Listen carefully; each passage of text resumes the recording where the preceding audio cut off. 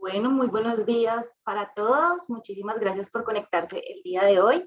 En nombre de la CCI France Colombia, les damos la bienvenida a nuestro webinar sobre reforma tributaria, impacto para empresas y personas naturales. Este webinar lo hacemos con el apoyo de nuestras empresas afiliadas Cañón y Cañón, Ejesa Bocá y Mazaf Colombia.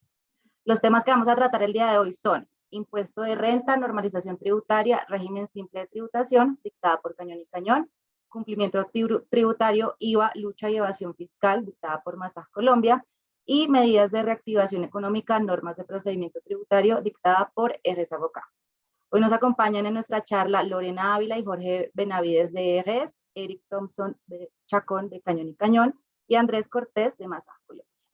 Rápidamente les voy a presentar a cada uno de nuestros speakers. Lorena es abogada y asesora de impuestos de EGES Bocá, abogada de la Universidad del Rosario con especializaciones en Derecho Tributario y Derecho Contractual de esta misma universidad. Cuenta con 13 años de experiencia en litigio y consultoría tributaria nacional e internacional, y en su ejercicio profesional y previo a su vinculación a la firma, ha trabajado en compañías especializadas en impuestos como Ernst & Young y Jiménez Higuita Rodríguez y Asociados. Igualmente fue gerente de planeación fiscal y litigios tributarios de un grupo empresarial inmobiliario. Jorge, socio de impuestos de EGES Bocá, es contador público de la Universidad Javeriana, especialista en Derecho Tributario Corporativo de la Universidad Externa de Colombia. Tiene experiencia en asesoría y planeación tributaria local e internacional, así como en proyectos especiales de estructuración y debida diligencia en diversos sectores de la economía, tales como petróleo y gas, manufactura y telecomunicaciones, entre otros. Tiene más de 19 años de experiencia profesional. Su formación profesional previa al ingreso a la firma tuvo lugar en Deloitte y en Jiménez Higuita Rodríguez y Asociados, en donde desarrolló sus habilidades en materia tributaria. Eric, socio de Cañón y Cañón, es abogado de la Universidad de Costa Rica, con máster en Derecho Tributario, especialista en Política Tributaria de la Universidad de Harvard y especialista en Derecho Tributario Internacional de la Universidad Externa de Colombia. Es socio fundador de Thompson Tax Advisory y ha sido socio de impuestos de KPMG, incluyendo socio de la región andina y socio de KPMG Colombia, director corporativo de impuestos del Grupo Avianca, gerente de la región Latin Center de Coca-Cola y director de la Administración de Impuestos en Costa Rica. Asimismo, ha sido consultor del Banco Interamericano de Desarrollo. Y finalmente, y no menos importante, Andrés Cortés, Partner Tax and Legal Services en Mazaf Colombia, abogado y especialista en Derecho Tributario de la Universidad del Rosario, cuenta con un Executive MBA de INALDE Business School. Ha sido conferencista de régimen tributario de personas naturales de la Cámara de Comercio de Bogotá, director del Departamento de Derecho Tributario y Comercio Exterior de la firma Cuberos Cortés Gutiérrez Abogados SAS, catedrático de la especialización de Derecho Tributario de la Universidad de La Sabana y director de impuestos en Lloreda Camacho. Bueno, y si tienen preguntas, pueden irlas escribiendo en la parte de preguntas y respuestas o en el chat para que nuestros speakers las respondan al final de esta presentación. También les recordamos que subiremos en los próximos días a nuestra página web las presentaciones de esta charla, junto con la grabación de la sesión, y la podrán encontrar en www.france-mediocolombia.com. Nuevamente, buenos días a todos y adelante, Eric. Muchísimas gracias, un agradecimiento especial a la Cámara France Colombia, y la verdad para nosotros siempre un gusto colaborar con la Cámara, y además el gusto de compartir con apreciados colegas como Lorena, Jorge y Andrés. Entonces vamos a compartir la presentación para tratar de recorrer algunos de los temas importantes con respecto a la reforma de la Ley de Inversión Social recientemente aprobada, y que fue, como ustedes conocen, el Plan B con relación a lo que había sido el plan original del ministro Carrasquilla. Entonces, sin más, vamos a cubrir algunos de estos temas. Enfocándonos en esta parte, en lo que toca al impuesto sobre la renta para personas jurídicas. Después tocaremos muy brevemente la incorporación de una nueva versión de impuesto complementario de normalización tributaria, y finalmente una referencia muy básica sobre el cambio puntual que se dio en el impuesto unificado bajo el régimen simple de tributación. En lo que corresponde al impuesto de renta de personas jurídicas, lo que hay que destacar es, como todos conocen a nivel de los medios y a nivel de todo lo que se ha debatido al respecto, es que Colombia apuesta como la base fundamental del target recaudatorio de esta reforma ante la situación difícil en las finanzas públicas a un aumento de carácter permanente de la tarifa de impuesto de renta de empresas a una tarifa del 35%. Ustedes recordarán que con las reformas la reforma anterior, impulsada por la administración Duque, se iba a dar una disminución gradual para arribar, como todos esperábamos o confiábamos, en el periodo próximo, el periodo fiscal 2022 al 30%, y ahí va a quedar permanentemente la tarifa del 30%, lo cual pues también era importante desde el ángulo de la competitividad en la atracción de inversiones de Colombia. Desafortunadamente, por razones ya conocidas del fracaso político del Plan A, impulsada por el ministro Carrasquilla, el nuevo ministro se marcó la estrategia de buscar ajustes que, en sus palabras, no tocaran a la clase media y baja en el país, a los diferentes estratos socioeconómicos de menor poder adquisitivo, y por eso se concentró el recaudo en las empresas, con lo cual esta es la tarifa que tendremos a partir del 1 del 2022.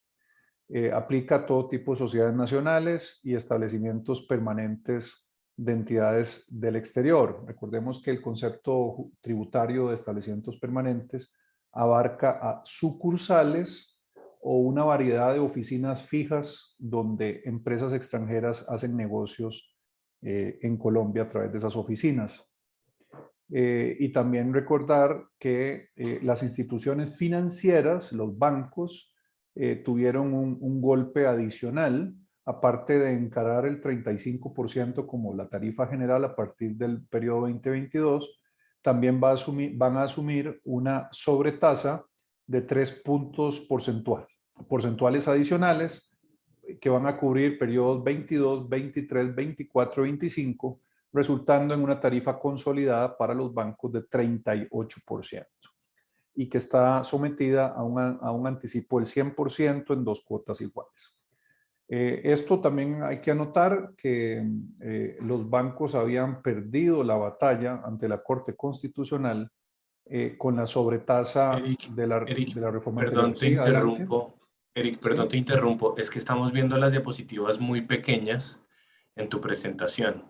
Ah, bueno, perdón. Más bien, gracias por avisarme, porque entonces aquí hay un problema.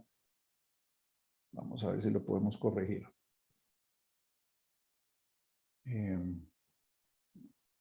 Vamos a ver.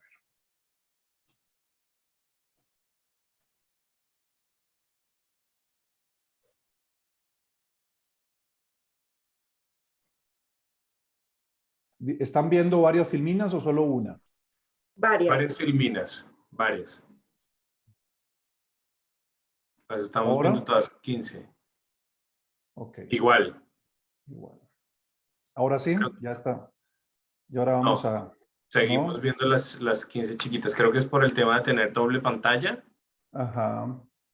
o pantalla extendida. Vamos a ver. ¿Cómo podemos repararlo? Qué pena con ustedes.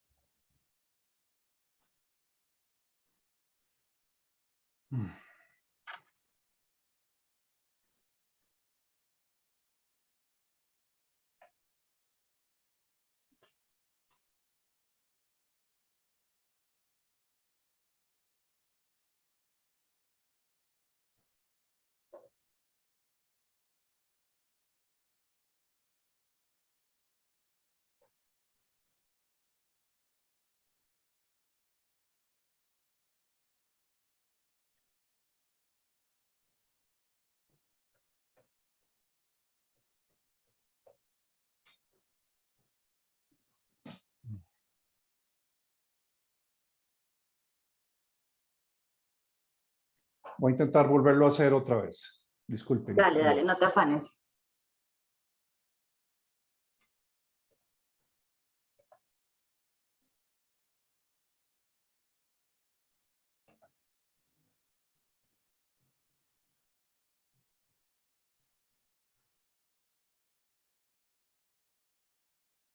Ahora sí, disculpen. Se puede ver Sí, la se ve más presentación. grande. ¿Y ahora Se ve sí? más grande. Sí. Ahora ya está bien. Ok, perfecto. Disculpen el lapsus. Bueno, entonces vamos a continuar. En el caso del impuesto de renta, ustedes recordarán que en reformas anteriores se preveía un descuento del ICA y su complementario de avisos y tableros, que inició con un 50% de descuento y se esperaría, como estaba prevista la ley, que se diera un incremento del descuento al 100% en el periodo fiscal 2022. Sin embargo, como parte de estas medidas recaudatorias recargadas en el sector empresarial, se limita, digamos, se frena el incremento de la cobertura del descuento, manteniéndose en el 50%.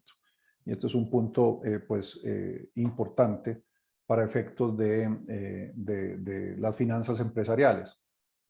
Por otro lado, tenemos el caso de obras por impuestos, que es un mecanismo mediante el cual se ha buscado que las empresas puedan hacer una obra de interés público en su comunidad, coordinado con entidades públicas y que en virtud del monto de la inversión realizada se reconozca, digamos, títulos negociables para el pago de impuestos sobre la renta. Es una suerte de privatización de obras públicas con un reconocimiento a través de títulos que sirven para el pago del impuesto. En este caso, lo que se ha dado es una ampliación de las posibilidades de aplicación de este mecanismo de obras por impuesto, en donde se hace referencia a los territorios con altos índices de pobreza, según los parámetros que define el gobierno nacional, territorios que carezcan de manera total o parcial de infraestructura para la provisión de servicios públicos domiciliarios, servicios de energía, acueducto, alcantarillado, gas, entre otros, zonas no interconectadas y áreas de desarrollo naranja. Recuerden que el tema de economía naranja ha sido un elemento muy promovido a nivel estratégico por esta administración. Continuamos. Hablemos muy brevemente de una modificación puntual en el caso de los dividendos. En el caso de los dividendos, recordemos que Colombia tiene un sistema mixto a la luz de las últimas reformas, y es de que, conforme al artículo 49 del Estatuto Tributario, se debe calcular en cada periodo fiscal una comparación, una fórmula de comparación entre la utilidad comercial y la utilidad fiscal, y esto es para efectos de cuál sería la carga tributaria a la hora de distribuir los dividendos originados en ese periodo específico en donde se dio esa comparación. Entonces, cuando el dividendo se origina parcial o totalmente, cuando el dividendo se origina parcialmente de ese exceso de utilidad comercial sobre utilidad fiscal, se estaría en presencia de una retención que corresponde a la tarifa del impuesto de renta. En este periodo, digamos, sería el 31%. El próximo periodo 2022 sería del 35%, que es lo que representa es el recaudo sobre un flujo de dividendo que no sufrió carga en cabeza de la empresa que lo generó. Por eso se habla del dividendo que no sufrió el impuesto previamente. Esa es la fórmula del 49. Y el 49 puede haber, conforme a esa fórmula, pueden haber periodos fiscales específicos en los cuales tengamos más bien la situación que la utilidad fiscal supere a la utilidad comercial. Entonces, lo que existe es un mecanismo mediante el cual las empresas podrían tener una amortización hacia periodos futuros, 5 años, o hacia periodos anteriores, 2 años, para neutralizar ese efecto de esta regla que en última generaría sea una retención muy alta, o una retención menor. Entonces aquí lo que se hace, sin entrar a profundizar mucho sobre esta regla, es que para contratos de concesión y asociaciones público-privadas en las que se incorporen etapas de construcción, administración, mantenimiento, operación, se están ampliando los términos de esa posibilidad de amortizar esos excesos de utilidad comercial sobre utilidad fiscal hacia atrás, ya no a 2 años, sino a 10 años, y hacia el futuro también, en lugar de 5 años, hacia 10 años. Esto es una fórmula que busca tener una mayor justicia cuando hay ciclos más largos en lo que es la ejecución de proyectos, particularmente aplicables en los casos de proyectos de infraestructura. Otro cambio que se dio en personas jurídicas es el tema de economía naranja. Los incentivos de renta exenta de economía naranja disponían de un plazo de 7 años. Con esta reforma se redujo a 5 años. Y hay que tener en cuenta de que hubo toda una discusión previa, sobre todo al plan A de Carrasquilla, del ministro Carrasquilla, en donde se discutía la idea de una eliminación muy importante de los esquemas de incentivos fiscales.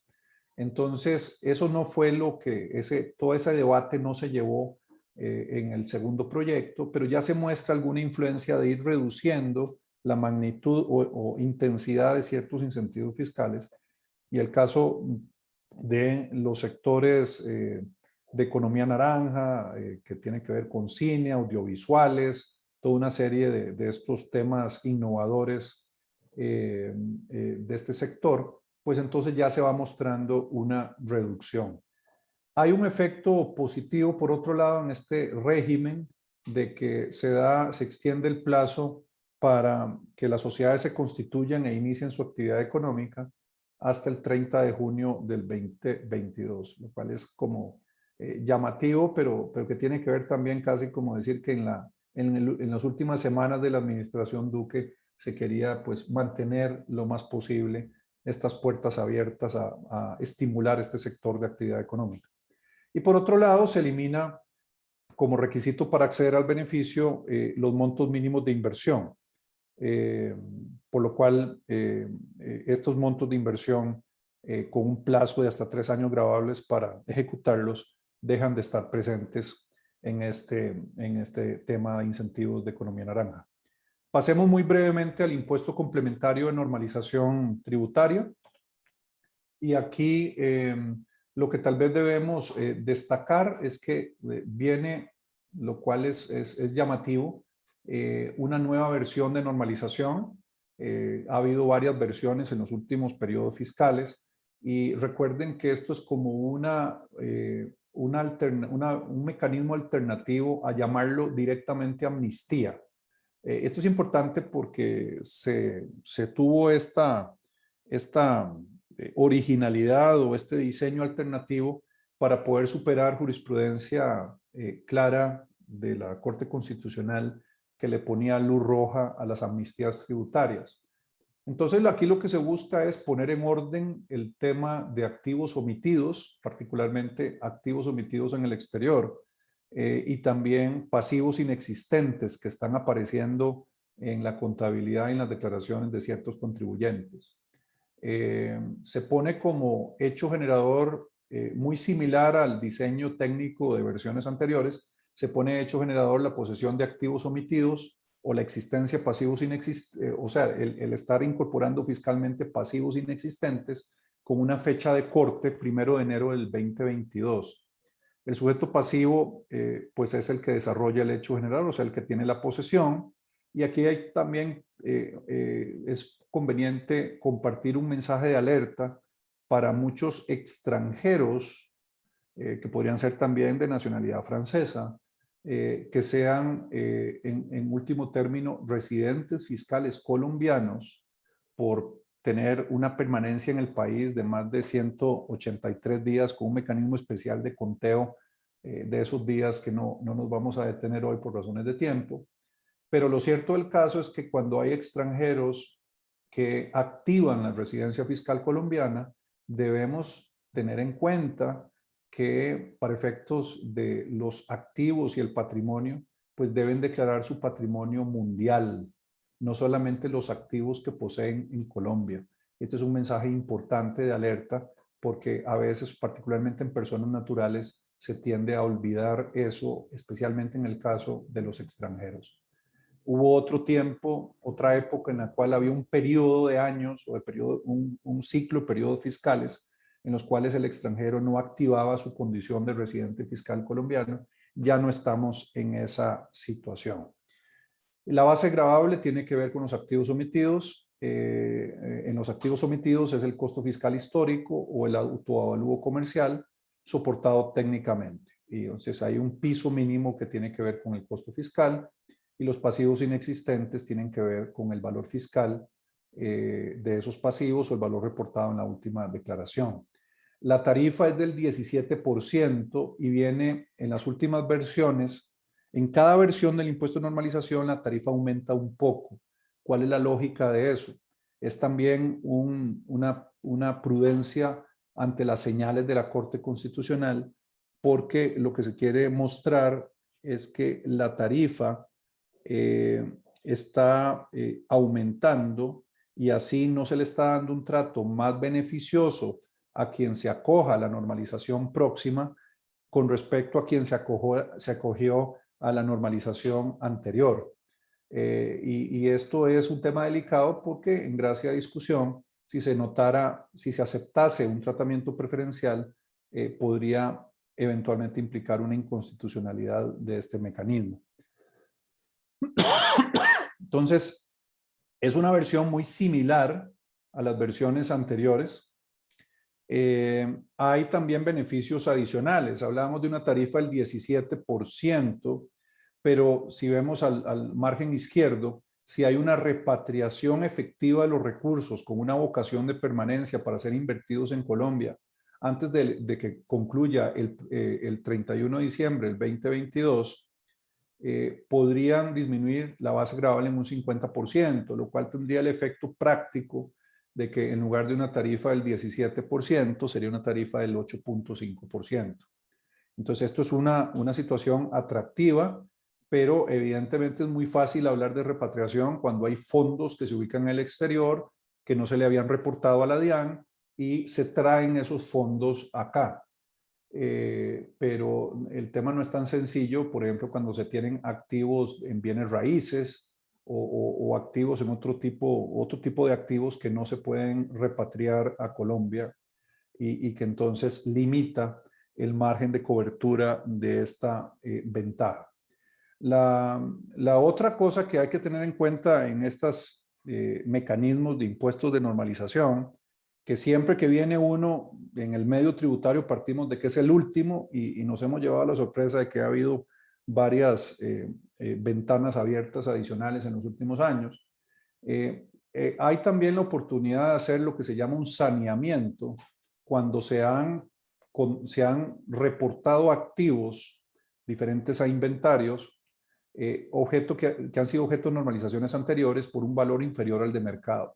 Entonces, lo cual puede ser interesante desde un ángulo de planeación fiscal, la posibilidad de actualizar su valor para efectos fiscales, pero entonces la condición es incluyendo las sumas del ajuste como base gravable del impuesto de normalización y pagar el 17% de la tarifa prevista en esta última versión.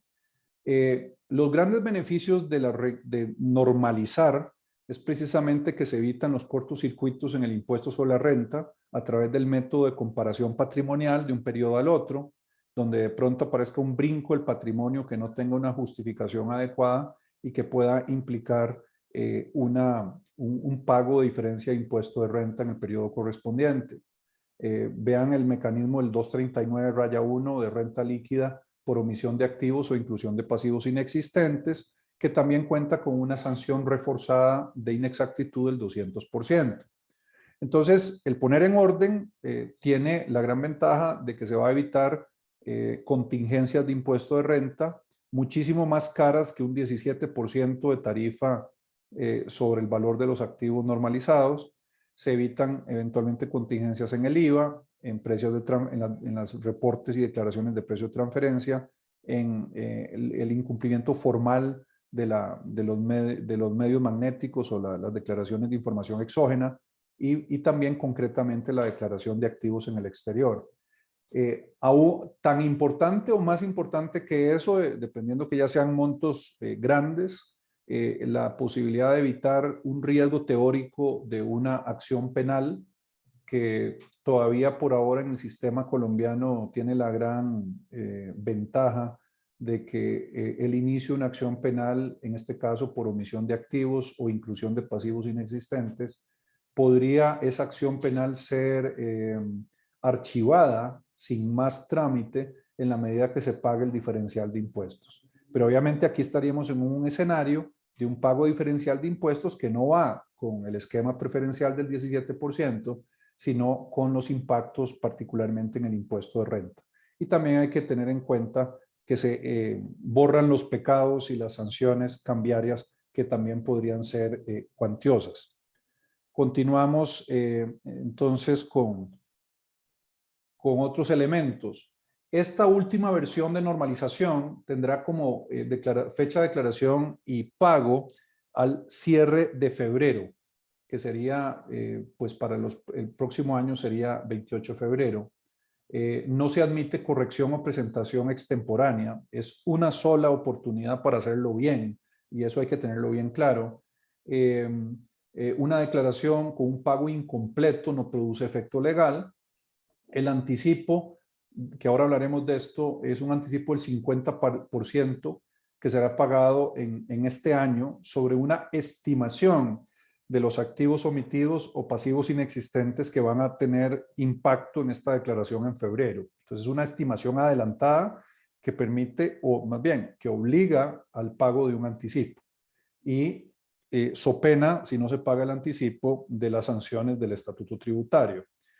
Y aquí tal vez lo que debemos también aclarar es que con un proyecto de decreto que ya ha circulado, se le da unas aclaraciones a cómo va a funcionar el impuesto de normalización, reiterando que es un anticipo sobre un valor estimado de la base gravable y que cuando se trata de activos omitidos o pasivos inexistentes que han sido, que se expresan en moneda extranjera, están ubicados en el exterior, se tomará en cuenta la TRM aplicable al día que entró a regir la ley 2155.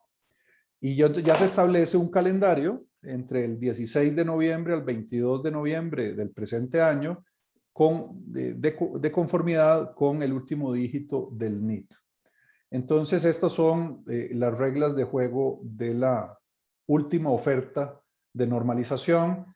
Cabe destacar que con los escándalos mediáticos en estos días, además de los Pandora Papers, yo creo que inmediatamente personas que han sido escépticas en cuanto a los riesgos de continuar con activos omitidos están siendo, digamos, más abiertas a considerar la gran ventaja no prevista anteriormente de tener una oportunidad adicional de poner sus activos en orden, ni qué decir cuando hay una situación de pasivos inexistentes. Y pasivos inexistentes también hace una llamada de atención a tener cuidado con toda la documentación de respaldo del origen de los pasivos para que ojalá no vaya a ocurrir que por falta de pruebas documentales un pasivo real que se tuvo vaya a abrir la caja de Pandora de una discusión de pasivo inexistente. Pasamos nada más una última línea con respecto al régimen simple de tributación y una de las cosas que se determinaron hacer en la reforma más bien es ampliar el tope máximo de ingresos anuales para poderse cobijar con el régimen simple y obtener un tratamiento preferencial y que busca sobre todo que las empresas pequeñas o las pymes y ni qué decir los negocios de sector informal se formalicen y que las empresas formales, pymes, pues tengan un tratamiento preferencial que no hay que olvidar ante un aumento tan importante a la tarifa del 35% contra la tarifa que esperábamos tener en el 2022 de 30%, la ampliación de la cobertura del tope de ingresos para poder calificar en régimen simple es sin duda una noticia favorable para este tipo de empresas. Entonces, en concreto, se aumenta el tope máximo de 80,000 VTs a 100,000 VTs, llegando a un tope máximo de 3,630 millones de pesos para, digamos, tomando los datos de VTs del 2021 para que los tengan de referencia, lo que implica este ajuste, y esto se va ajustando a cada periodo. Y lo que hay que decir es que aumentar a números del 2021 unos 726 millones de pesos en tope máximo de ingresos brutos anuales no deja de ser una noticia importante. Recordemos además que el régimen simple de tributación implica en la actualidad concentrar en un régimen especial el pago de impuesto de renta, el pago de ICA y en algunos casos de restaurantes que estaban sometidos al tema del impuesto al impoconsumo también dejarlo todo concentrado ahí. Y hay unas tarifas que se van actualizando también de acuerdo al sector de actividad. Por ejemplo, los servicios de profesionales y de consultoría, incluyendo profesiones liberales, tienen una tarifa de 14.5%. Es un régimen, digamos, de liquidación anual con anticipos bimestrales.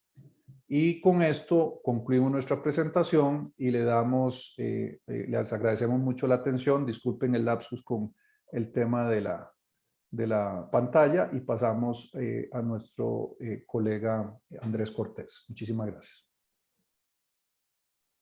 Gracias, Eric. Muchas gracias a la Cámara por la oportunidad que nos da de participar y muchas gracias a todos los asistentes.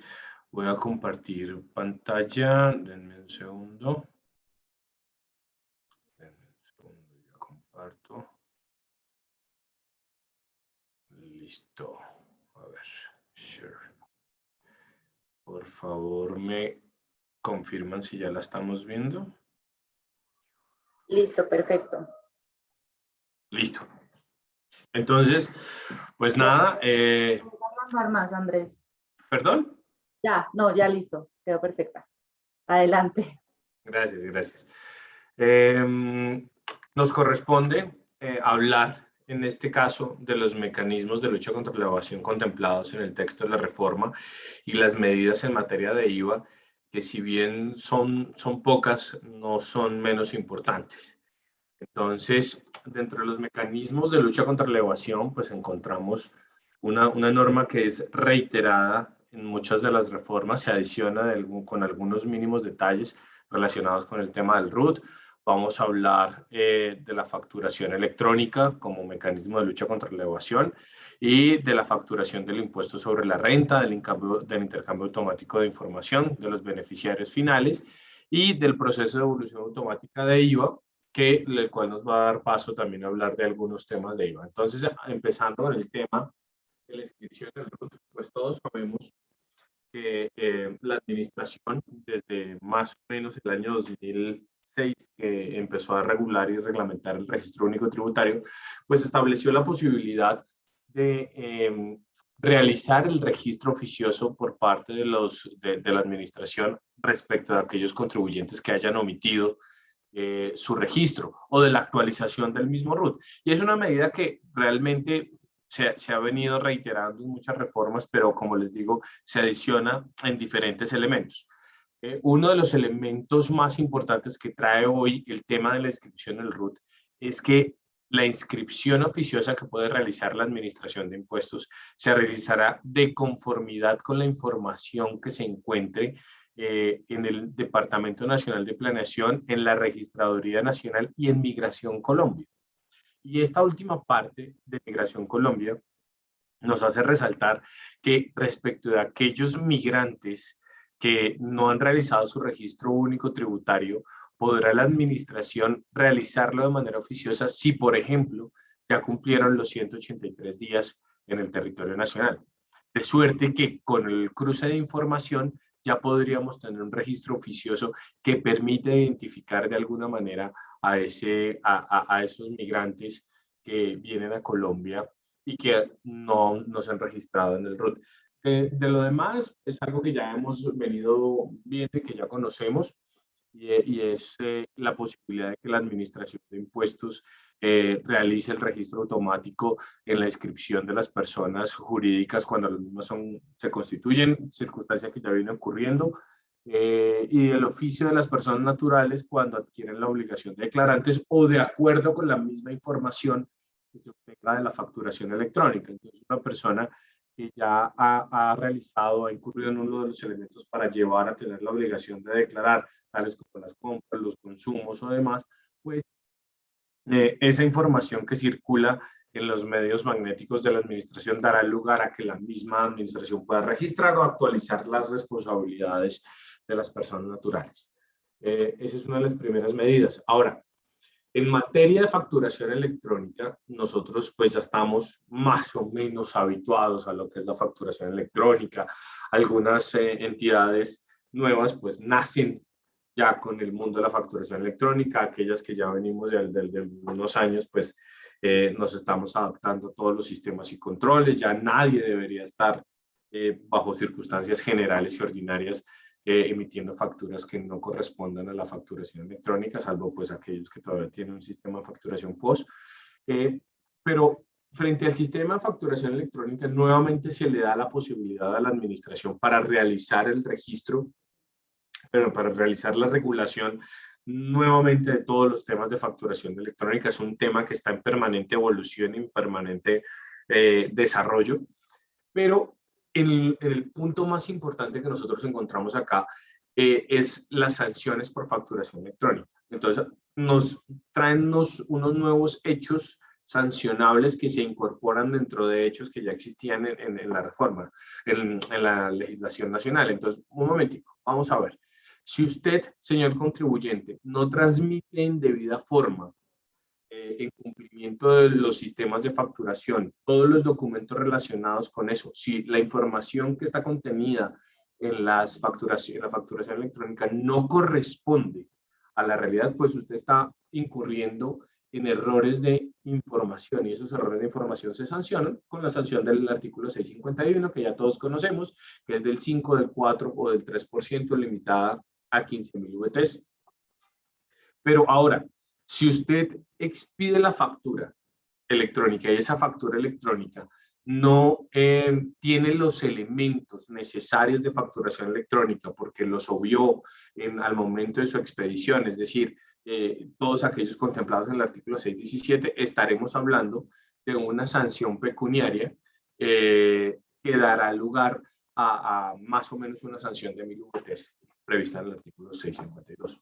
Ahora, si usted no expide la factura electrónica, usted tiene una relación comercial y se abstiene de expedir facturación electrónica, pues estando obligado a ello, o inclusive ya implementado el sistema, pero se abstiene de hacerlo, eso significa que usted podrá incurrir en una sanción de clausura de establecimiento de comercio o de cierre temporal del mismo conforme al artículo 652. Entonces ya tenemos diferentes hechos sancionables ligados a la facturación electrónica y en función de ello, pues vamos a poder, la administración va a poder actuar para evitar el incumplimiento del régimen. Perdón, un segundo. De cara a los temas de facturación electrónica, se le da a la administración la posibilidad de que determine vía reglamento cuáles son los documentos electrónicos y los documentos equivalentes. Acuérdense que nosotros en el sistema contable colombiano teníamos una noción de qué es un documento equivalente para soportar algún tipo de derogación, sobre todo respecto a aquellas operaciones que no se encuentran soportadas con factura electrónica de un nacional colombiano, sino eventualmente de un proveedor del exterior o eventualmente de una persona que no se encuentra obligada a emitir factura. o aquellas circunstancias que no cuentan con los elementos necesarios para tener facturación electrónica. Entonces, se le dota a la administración de la facultad para determinar cuáles serán los documentos equivalentes. Y esa facultad, pues, radicará en el director de la DIAN y no en el gobierno nacional. Fíjense que ya no será el Ministerio de Hacienda y Crédito Público quien dará los lineamientos, sino será la misma administración de impuestos. Adicionalmente, en lo que respecta a la expedición de la factura electrónica, pues la autorización previa ya no podrá ser otorgada por el proveedor autorizado, sino que queda radicada exclusivamente en la DIAN. Entonces, quien autoriza la expedición de la factura electrónica ya no es nuestro proveedor autorizado, sino es la administración de impuestos. Por supuesto, hay que hacer una transición de estos elementos, no puede aplicarse de inmediato y esa autorización entrará de acuerdo al reglamento de una manera muy paulatina.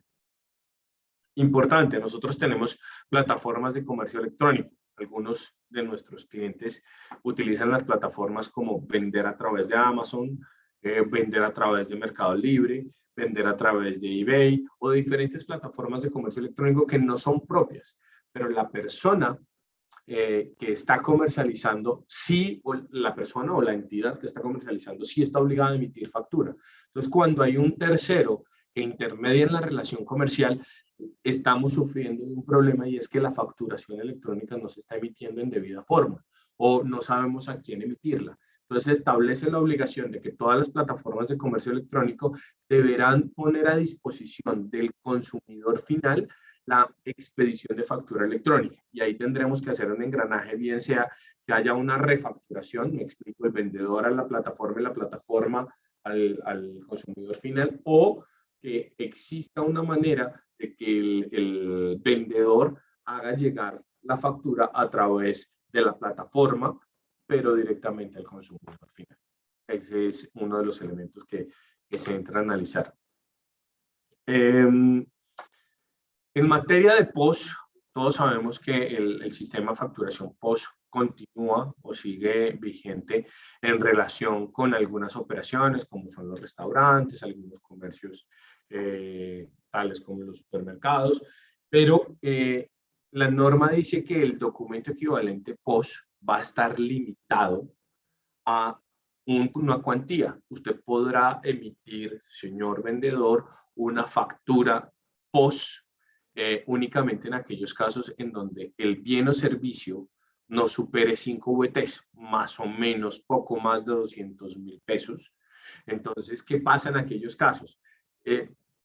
Pongámonos en un restaurante. Si el restaurante está habilitado para emitir facturas POS, pero la cuenta en este caso supera los 200.000 pesos rubro, que es ampliamente fácil de superar, pues tendrá el restaurante que ya emitir una facturación electrónica porque la cuantía se encontrará limitada a esas 5 VTs.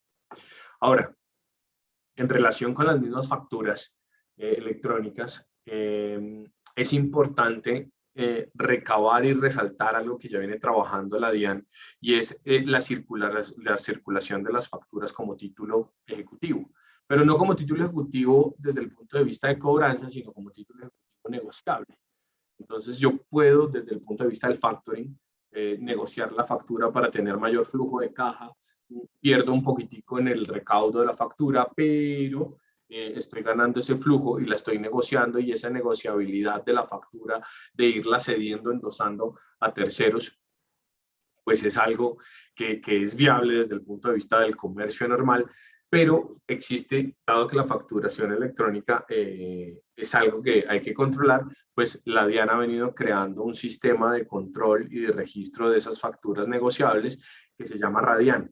Y en este sentido, se establece ya vía ley que la circularización de estas facturas como título negociable no podrá ser posible si no existe un registro previo de la misma en la DIAN.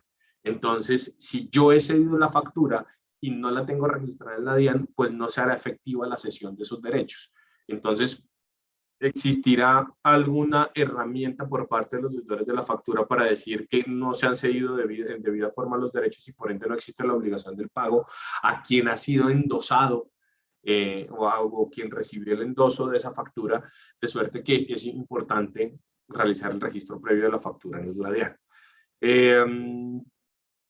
Ahora, existen sujetos que no están obligados a expedir facturación, más exactamente los no responsables de IVA por las cuantías que manejan.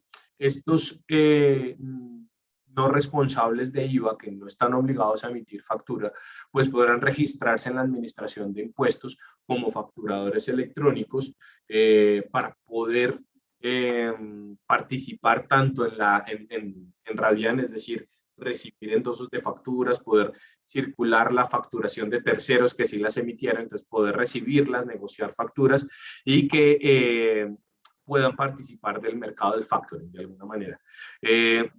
Esto no obliga que ellos al registrarse en el Radian o a registrarse como facturadores electrónicos deban emitir factura, no, simplemente es para poder tener una trazabilidad de todas las operaciones que ocurren alrededor del Radian, ¿vale? La DIAN, lo que les digo, queda con la facultad de reglamentar y de ir trabajando nuevamente y redefinir los requisitos especiales, definiciones, características, condiciones y obligaciones formales y todos los sistemas de control que deben gozar de la facturación electrónica para que interactúen con la contabilidad de los inventarios, que es algo que todavía no se ha terminado de inventar, porque la administración de impuestos aún ve que existen desfases en el control de inventarios. Entonces, todo esto tiene que implementarlo en los sistemas de control internos. Ahora, se aproxima lo que se ha intentado trabajar desde hace muchos años y que creo que es para donde vamos. El sistema de facturación electrónica no tiene otro sentido diferente que permitirle a la administración acceder a cierta información y de esta manera poder llegar a la determinación del impuesto o de ciertas cargas tributarias a cargo de los contribuyentes de acuerdo a la información que circula en el mismo sistema tributario.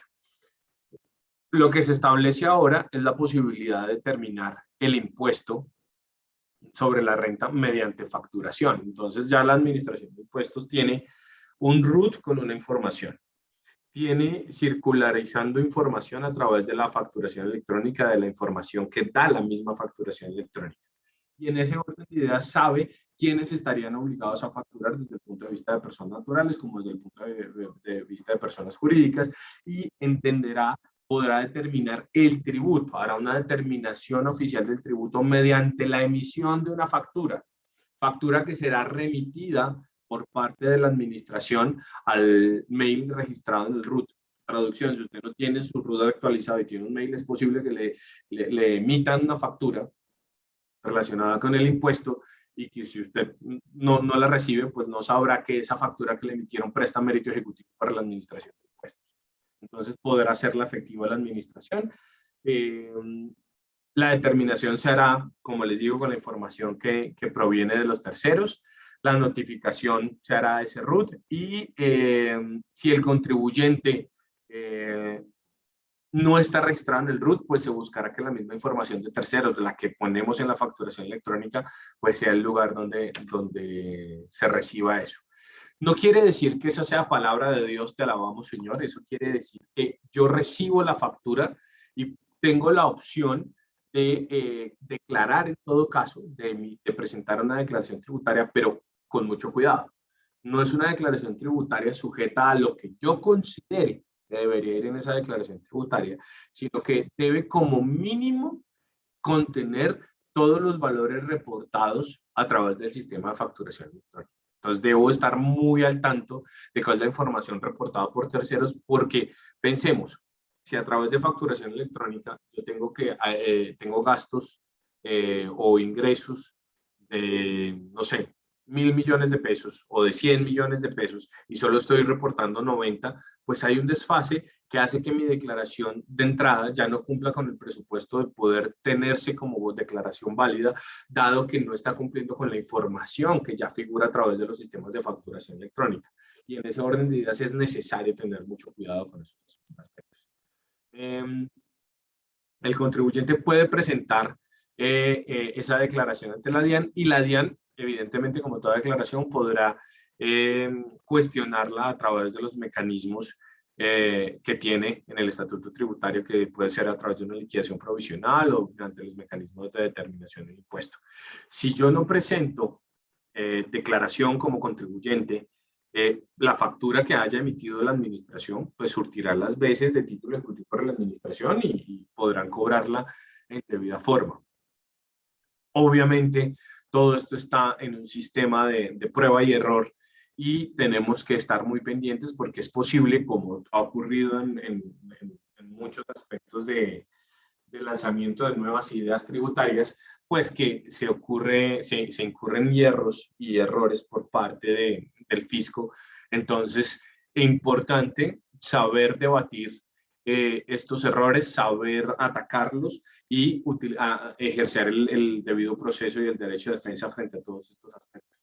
La administración tendrá la obligación de respetarlo, pero creo que aquí lo más importante es tener actualizado el RUT para estar muy pendiente de estas medidas que pueda realizar la administración, ¿vale? Y si estamos en una compañía, nuestro consejo siempre es que la compañía tenga el RUT que ha asignado, perdón, el mail que ha asignado en el RUT como dirección de notificaciones asignado a una persona específica con permanente revisión para el asunto. Intercambio de información, pues ya lo sabemos, nosotros somos un país OCDE, somos un país que pertenece a ese club de países en desarrollo económico y por ende asumimos una obligación de suministrar información y esa información pues es trasladable a todos los contribuyentes y a todos los terceros que recaban esa información. Entonces la administración determinará, como lo hace todos los años, quiénes son los obligados a suministrar la información para efectos de cumplir con esos compromisos internacionales. Obviamente, la administración siempre tendrá la facultad de realizar los procedimientos sancionatorios y de fiscalización originados en ese intercambio de información o en el incumplimiento del deber de informar. Y todo esto está pendiente de reglamento, pero todo este asunto estará ligado a las sanciones que ya existen previamente en el estatuto tributario, como es la sanción por no enviar información. ¿Listo? En el tema de beneficiarios finales, este es un tema que yo creo que existe, me corrigen mis compañeros de panel, pero lo que yo recuerdo es que existe desde la ley 1819 del 2016.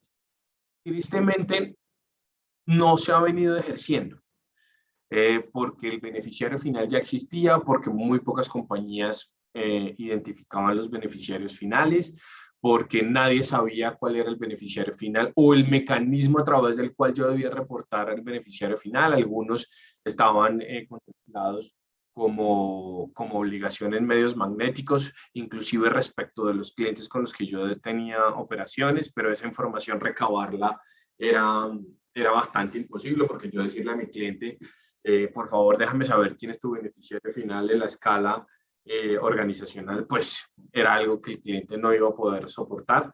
No obstante, tenemos obligaciones como Sagrilaft, tenemos obligaciones en donde nosotros tenemos esa obligación de reporte, pero de alguna manera desde el punto de vista tributario es una obligación en desuso que nunca encajó, que nunca ha encajado.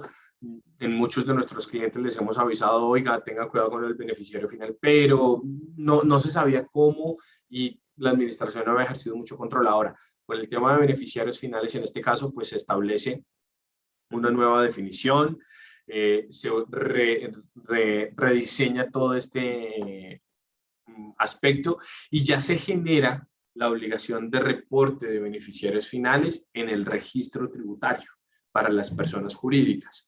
Entonces, las personas jurídicas tendrán la obligación, seguramente en la hoja número 4 del RUT, de establecer en la escala organizacional de su propia organización quién es el beneficiario efectivo. ¿Y quién debo entender por beneficiario efectivo? Toda persona natural que posea de manera indirecta, ¿sí?, o directa el 5% del patrimonio o control o derechos de voto dentro de la compañía. Entonces yo puedo tener un único accionista, como puedo tener 10 accionistas. Todo aquel que tenga el 5% deberá reportarse en el RUT. Obviamente también hace falta que la administración entre a regular esto, pero es importante tener presente que debo allanarme al cumplimiento de esta obligación. ¿Listo? Ahora, también se crea una sanción, más que se crea es que se aplica la sanción. Recuerden que nosotros tenemos una sanción en el Estatuto Tributario por falta de actualización del RUT o por falta de inscripción en el RUT, que equivale a una VT por día de retraso. Entonces, si yo teniendo la obligación de registrar ese beneficiario efectivo no lo hago, pues tendré el problema de tener una sanción per secula seculorum que va a derivar en una VT por día hasta que lleguemos a un límite específico. También establecemos, se me estaba repitiendo esa diapositiva, también tenemos un tema de beneficiario final ampliado a aquellas estructuras que no tienen personería jurídica. Entonces se debe entender que el beneficiario final será el fiduciante, fideicomitente, constituyente.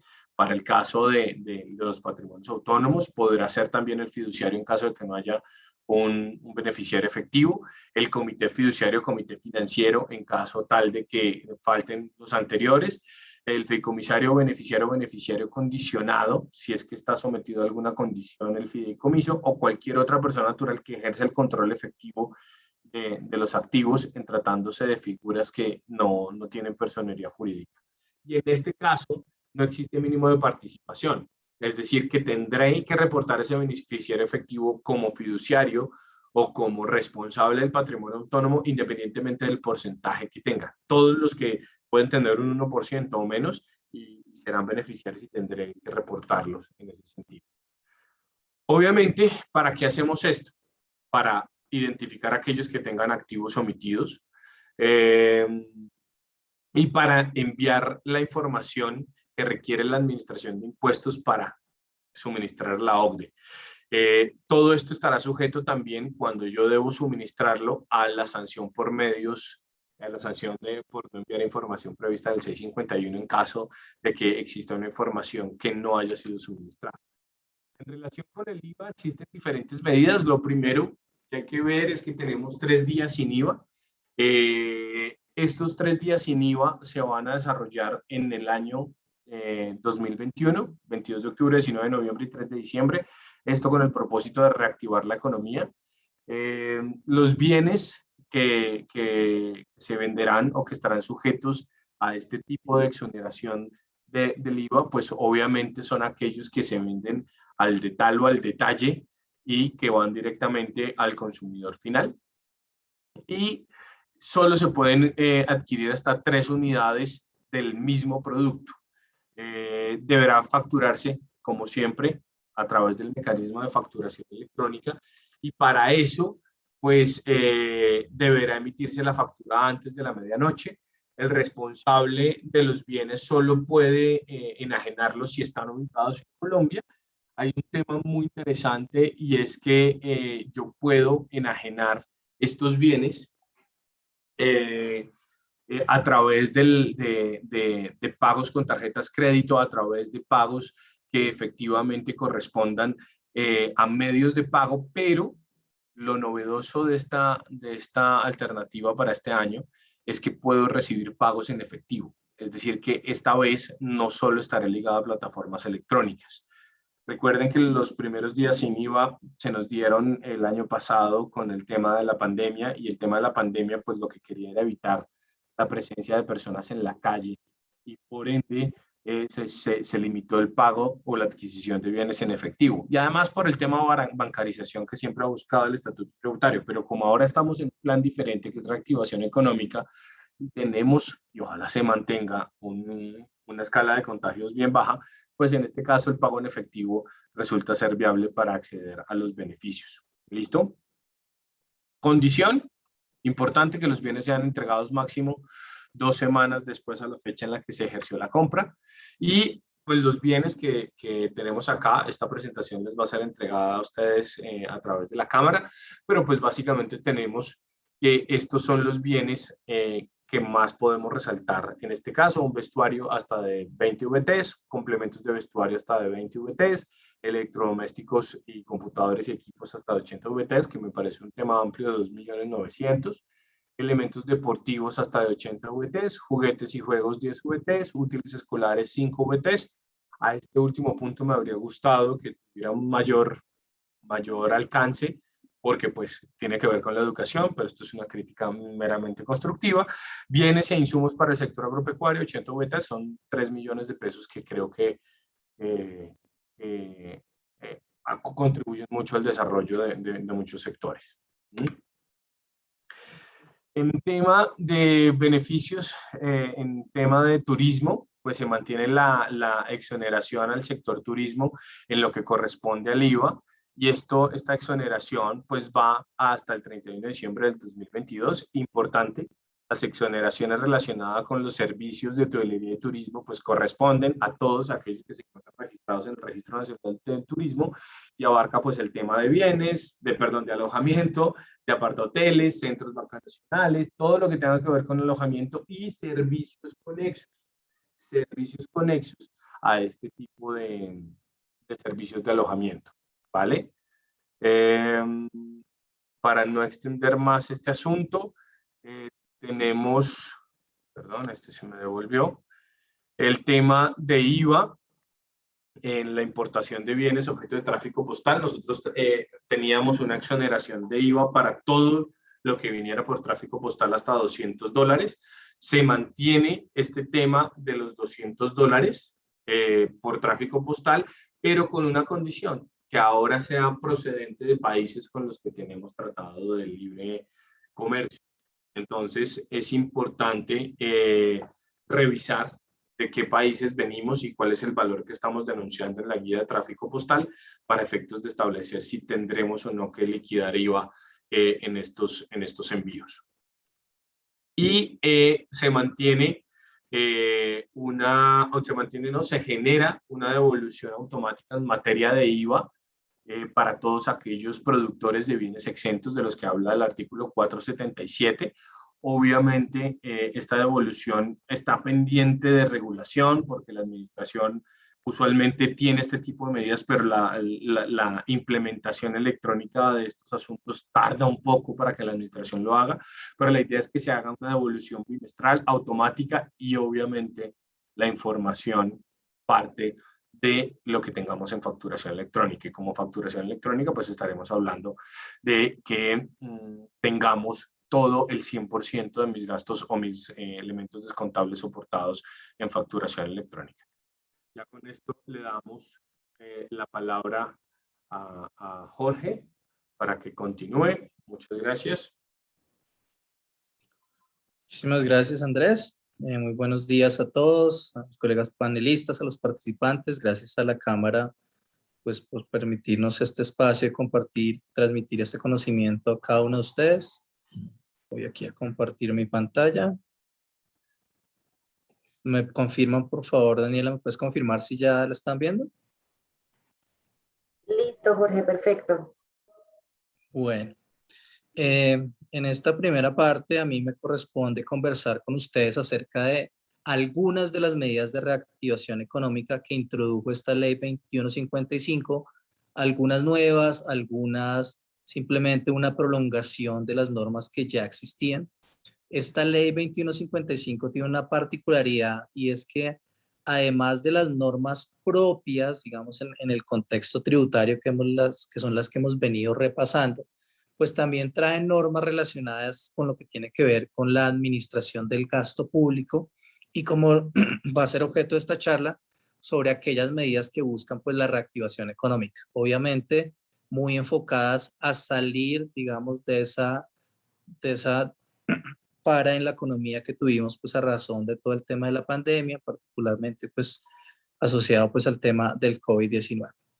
Dentro de estas medidas de reactivación económica, cabe mencionar que se establece la continuación de uno de los programas que había iniciado el gobierno el año pasado, que es el programa de ingreso solidario, que básicamente este programa lo que buscaba era entregar unas ayudas monetarias no condicionadas, y básicamente los beneficiarios de esas transferencias no monetarias, no condicionadas, perdón, monetarias no condicionadas, eran personas o hogares que hubieran calificado en situación de pobreza, pobreza extrema y vulnerabilidad. Y básicamente estos son recursos que están con cargo al Fondo de Mitigación de Emergencias, FOB. Entonces, básicamente lo que está estableciendo la ley es que se está ampliando la vigencia de este programa, se está ampliando inicialmente hasta el mes de diciembre del 2022, ¿sí? Y también digamos que la ley permite la realización de giros adicionales o extraordinarios en caso de que fuera necesario. Básicamente, la ley también lo que establece es que si bien en este momento se está ampliando hasta diciembre del 2022, el gobierno nacional en esa misma fecha podrá evaluar el programa y los beneficios o lo que se ha entregado a través de este programa y con base en eso pues podrá establecer en algún momento su continuidad. Y de ser el caso, pues básicamente tendrá que establecer cuáles van a ser las características de la continuidad que se le den a dicho programa. Trae una particularidad y es que básicamente a la hora de priorizar o a la hora de identificar pues quiénes van a ser beneficiarios de este programa o de esta transferencia monetaria no condicionada, la Mesa de Equidad, que básicamente es una institución que se crea a través del Plan Nacional de Desarrollo 2018-2022, que básicamente una de sus misiones es vigilar los índices de pobreza y desigualdad, digamos, a nivel nación y establecer, digamos, programas en ese sentido. Pues básicamente dice que debería priorizar, digamos, lo que tiene que ver con la jefatura del hogar y en especial las mujeres cuidadoras. Entonces, básicamente la ley como particularidad lo que dice es que como mínimo el 30% de los hogares beneficiarios, la transferencia deberá realizarse en cabeza de la mujer que sea quien va a administrar estos recursos. ¿Listo? Inclusive eso aplica en aquellos hogares que hay jefatura únicamente femenina, jefatura compartida o hogar biparental. ¿Vale? La ley establece que para el beneficiario de este ingreso, pues será un ingreso no sujeto a tributación y esta transferencia de recursos, como todo esto se va a manejar a través del sistema financiero, pues estos recursos no van a estar sometidos a ningún tipo de gravamen, como por ejemplo el 4 por 1000 o GMF, como también, digamos, se conoce desde el punto de vista técnico, ningún tipo de IVA asociado con comisiones bancarias que cobre la entidad financiera, ni a ningún tipo, digamos, de retención en la fuente. Entonces, pues básicamente digamos que son ayudas que buscan solventar un grupo poblacional que está realmente afectado, ha venido afectado pues por el tema de la pandemia a raíz del COVID-19. Otra de las medidas que también ya estaba, que básicamente lo que está buscando el gobierno nacional es, digamos, mantenerla en cuanto a su vigencia, es el PAEF, o también conocido como Programa de Apoyo al Empleo Formal. Igualmente, básicamente, esto es un programa social del Estado, donde básicamente la idea es hacer un aporte mensual, ¿cierto? Y básicamente este aporte mensual, pues básicamente lo que busca es proteger el empleo formal en el país, pues a raíz, digamos, de toda la situación de pandemia de COVID-19. Básicamente este va a ser un aporte mensual que será equivalente hasta un 40% de un salario mínimo legal mensual vigente.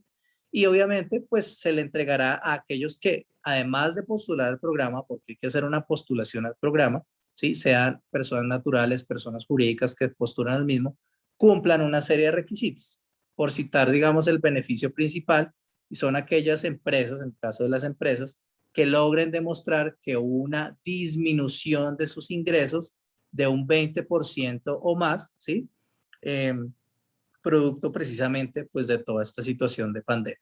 Entonces básicamente la ley lo que está diciendo es que los potenciales beneficiarios a este programa serán aquellos que para el periodo de cotización de marzo del 2021, así quedó establecido en la ley, hubiesen tenido un máximo de 50 empleados. Entonces si yo soy empresa que en marzo del 2021 tenía un máximo de 50 empleados y además para esa misma fecha comparado frente a hoy, puedo demostrar que tiene una disminución en mis ingresos del 20% o más, podré postularme al programa. Como el punto de referencia es marzo del 2021, la misma ley dice, si tú te postulas hoy, porque la ley pues fue expedida y sancionada en el mes de septiembre, puede ser que para el mes de septiembre tú ya hayas excedido el número máximo de empleados. Sin perjuicio de ello, digamos que la condición es que a marzo tuviera 50 empleados. En ese caso, si tú en el mes actual, en septiembre, ya tuvieras un número de empleados superior a 50, podrías aplicar el beneficio, pero en este caso, digamos que el beneficio solo se daría hasta 50 empleados. Aquí nuevamente la ley señala que dentro de esos 50 empleados, caso de que hubiesen más, ¿sí? Se priorizará a las empleadas, es decir, digamos, si tengo un grupo de hombres y mujeres, digamos, un total de 60, va a haber una priorización en función, digamos, a las mujeres. ¿Listo? De igual manera, digamos que este programa, el gobierno lo ha pensado que se amplíe hasta el mes de diciembre del 2021. Sin embargo, el gobierno podrá establecer una extensión hasta diciembre del año 2022. Y de darse esta extensión, pues básicamente se deberá dar única y exclusivamente frente a aquellos beneficiarios, digamos, que cumplían con el tope de 50 trabajadores, ¿vale? Y en su momento, pues de darse la ampliación, pues se establecerán, digamos, las reglas y los requisitos a seguir. Al igual que sucedía con otros programas como el que veíamos previamente, digamos que la transferencia de estos recursos, porque vuelvo y digo, todo esto, digamos, se gestiona a través del sistema financiero. De hecho, uno de los requisitos para acceder a este programa, si una empresa quiere acceder a este programa, es que yo tengo que tener una cuenta de ahorros o corriente de una entidad financiera, pues vigilada, ¿sí? Para efecto que a través de esa cuenta corriente es que me van a hacer llegar estos recursos. Entonces, digamos que esa transferencia de esos recursos, pues tampoco va a estar sujeta ni a un tema de gravamen de los movimientos financieros o 4 por 1000, al tema de IVA, si hubiera algún tipo de comisión por parte de la entidad financiera, a ningún tipo de retención en la fuente. Es decir, si a mí me van a entregar el 40% de un salario mínimo, pues a mí me van a consignar en mi cuenta del banco de la empresa que aplicó y cumplió los requisitos, pues un 40% sin ningún tipo de descuento. Aquí sí hay una consideración especial que de hecho la misma administración de impuestos ya se pronunció vía doctrina oficial, y es que en materia de lo que es la autorretención especial, al final lo que establece la autoridad de impuestos es que este es un ingreso grabado. Yo por una parte voy a tener el ingreso, ¿cierto? Que es el que recibe, el subsidio que recibe el gobierno. Por otra parte, pues tengo el gasto de la nómina, que yo pues como empleador tengo que pagarle esa nómina, digamos, a ese profesional. Y entonces básicamente digamos que si bien tengo un efecto neto a nivel de ingreso y gasto, pues como es un ingreso grabado, pues sí va a tener que estar sometido a autorretención especial, y digamos que eso fue algo que la misma DIAN ratificó vía doctrina oficial. Solo como pues para tenerlo en cuenta. Obviamente, como digo, este programa no es nuevo, seguramente muchos de ustedes, muchas de sus empresas, si cumplen con las características ya hubieran aplicado al mismo, pero básicamente esto es una ampliación de momento hasta diciembre del 2021. Esto sí es nuevo, digamos que prestémosle atención porque es algo que pudiera incluso aplicar para el año que estamos terminando y que continúa, de hecho, va a estar vigente hasta agosto del 2023, y es lo que se conoce como un incentivo a la generación de nuevos empleos. Entonces, básicamente lo que están buscando es crear un incentivo a la generación de nuevos empleos, y lo que busca es financiar aquellos costos laborales, básicamente lo que es lo correspondiente a seguridad social y para fiscales. ¿A quién está dirigido este incentivo? Básicamente a aquellos empleadores que generen nuevos empleos mediante la contratación de trabajadores adicionales, ¿sí? Esto es importante. Digamos que aquí hablamos de trabajadores adicionales. Si eventualmente yo tengo un trabajador en la nómina de mi compañía que decide retirarse porque tiene una nueva oportunidad en el mercado laboral, y yo lo que hago es que tengo que reemplazar pues, la posición que ese trabajador que se retira, pues antes estaba ocupado. En este caso, digamos que no se trata de una nueva contratación a un nuevo trabajador adicional. Entonces, esto es importante, deben ser trabajadores adicionales. Una forma de medirlo, sin perjuicio pues de la reglamentación que surja al respecto, es tomar como referencia la planilla de seguridad social que tengo a marzo. Si yo a marzo del 2021 tengo 100 trabajadores, ¿sí? Y cierro en diciembre del 2021 con 150, claramente, digamos, habría un incremento, al menos en lo que se refiere al número de trabajadores, ¿sí? Ya otro análisis sería si hay un incremento en cuanto al tema de la nómina, pero sí en cuanto al número de trabajadores. Entonces, eso es bien importante. ¿Cuál es el beneficio? Pues básicamente se establecen 3 grupos. Entonces, se hablan de jóvenes entre 18 y 28 años, ¿sí? Si contrato trabajadores nuevos, trabajos adicionales, que sean jóvenes entre 18 y 28 años, el gobierno me va a dar un incentivo que va a ser equivalente al 25% de un salario mínimo por cada uno de sus trabajadores, ¿sí? Y eso me lo va a entregar durante 12 meses, o sea, digamos que me va a subsidiar 12 meses, cada mes me va a entregar el equivalente, en este caso de los jóvenes de 18 a 28, de un 25% de un salario mínimo por cada trabajador. También está el grupo de los jóvenes, ya no entre 18 y 28 años, sino que tengan 29 años en adelante, ¿cierto?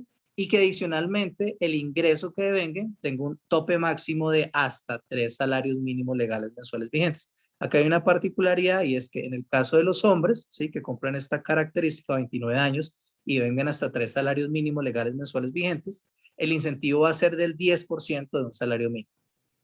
Asimismo, en el caso de las mujeres también, que tengan 29 años o más y que devenguen hasta los mismos 3 salarios mínimos, ya que el incentivo no va a ser el 10%, como sucede en el caso de los hombres, sino que el incentivo va a ser del 15%.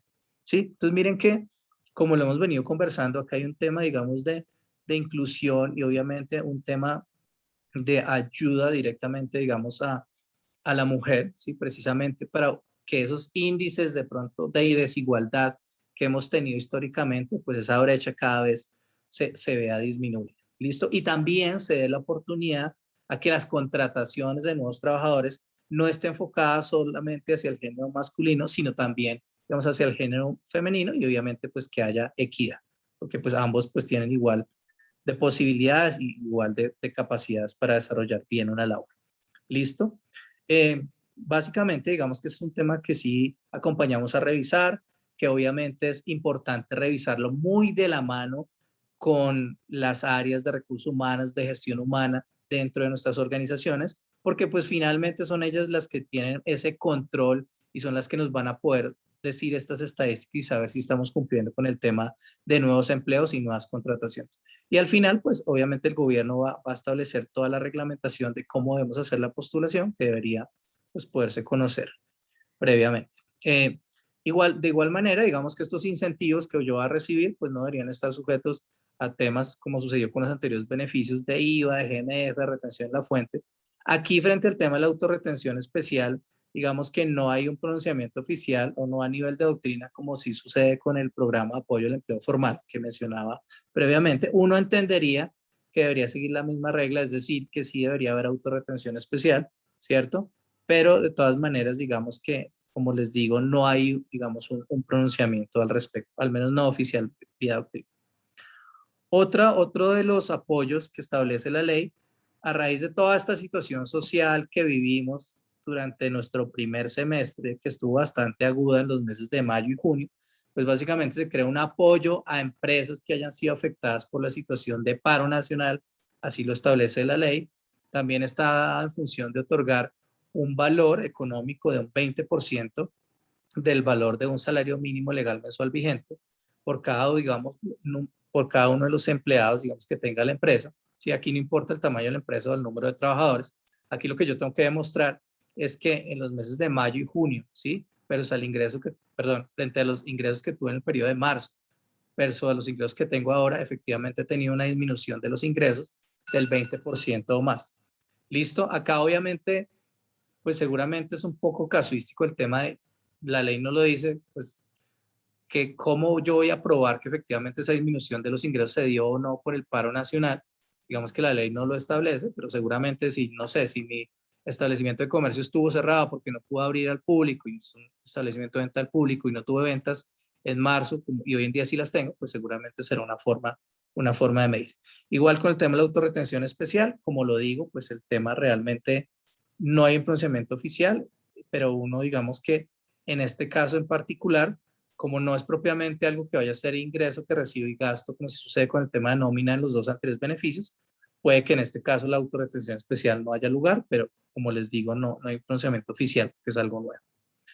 Y antes de pasar, digamos, al tema de procedimiento tributario y darle la palabra a mi colega Lorena Ávila, pues hay otras medidas de reactivación económica, aquí no están todas, solo voy a mencionar algunas de ellas por efectos del tiempo.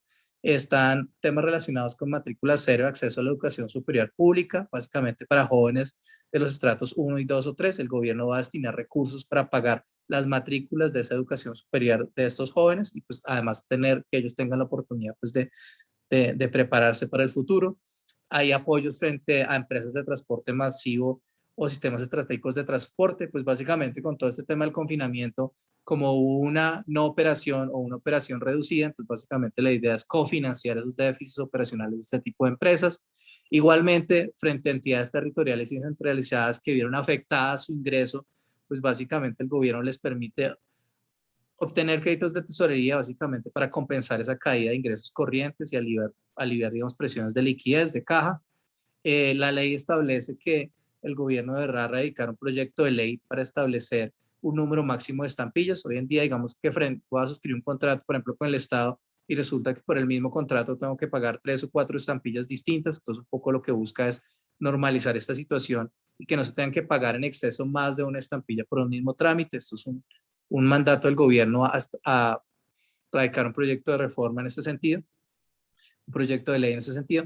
Y finalmente, algo que no es muy tributario, pero de pronto es más algo que nos le puede aplicar ya al individuo, a la persona natural, es si yo tengo una multa de tránsito de vehículos o motocicletas que se me hayan hecho exigibles antes del 30 de junio, pues va a haber una reducción en cuanto al pago del capital y no me van a cobrar los intereses dependiendo cuándo acceda. No aplica en caso de que esas multas hayan sido originadas por la ingestión de algún tipo de licor o sustancias psicoactivas, pero simplemente es como lo trae la ley, por eso lo menciono. Dicho lo anterior, le doy paso a mi colega Lorena Ávila, quien nos va a comentar qué trae la ley 2155 en materia de normas de procedimiento. Adelante, Lorena. Bien, gracias, Jorge. Buenos días a todos. En este aspecto, pues me corresponde compartirles los incentivos que trae esta reforma en torno al pago de obligaciones en mora o en discusión. En primer lugar, encontramos una reducción de sanciones e intereses moratorios sobre obligaciones fiscales, aduaneras y cambiarias que se paguen o que se suscriban facilidades de pago al respecto a 31 de diciembre de 2021. ¿Esto qué quiere decir? Que cuando se presente mora a 30 de junio de 2021 de ciertas obligaciones, no solo fiscales, sino aduaneras y cambiarias, también encontraremos entonces la posibilidad de pedirle en este caso, a la DIAN y a las entidades territoriales que nos reduzcan esas sanciones e intereses siempre que podamos demostrar que la mora o el incumplimiento se generó o se agravó por la emergencia sanitaria que se generó a partir del del COVID-19. Eso que quiere también significar que tenemos que tener como contribuyentes, como responsables, como agentes de retención, el suficiente soporte para establecer o demostrar ante un eventual requerimiento de la DIAN en un proceso de fiscalización que no hemos incumplido por razones distintas a no tener cesaciones de pago o atinentes a pues situaciones que nos haya acarreado precisamente toda la pandemia. Entonces, como les estaba comentando, ante quienes se puede solicitar, ante la DIAN y ante las entidades territoriales. El incentivo específico sobre esta reducción es una reducción del 20% en sanciones y en la actualización de las mismas, y adicional una tasa de interés diario equivalente al 20% sobre el ingreso bancario corriente de créditos al consumo o ordinario.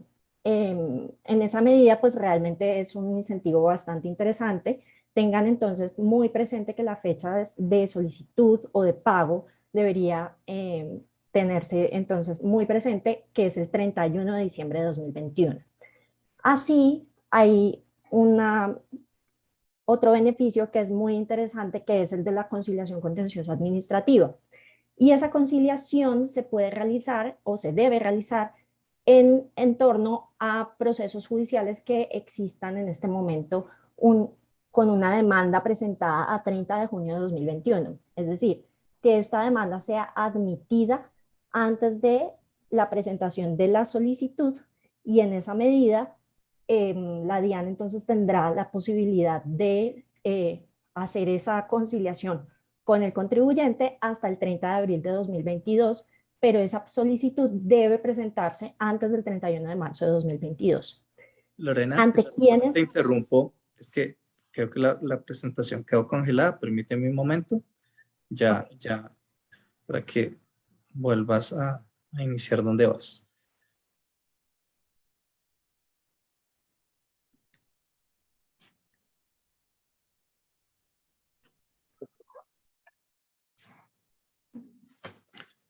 Espérame que no sé por qué está congelada acá. Excúsame. Si quieres yo comparto entonces la que yo estoy revisando. Vale, si quieres, sí, para no retrasarte e interrumpirte. Gracias.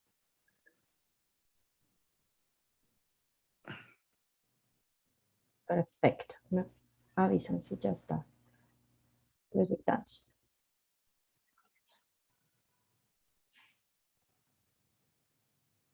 Lorena sale, pero sale cortada a la mitad. Sí, me toca presentarla de esta manera.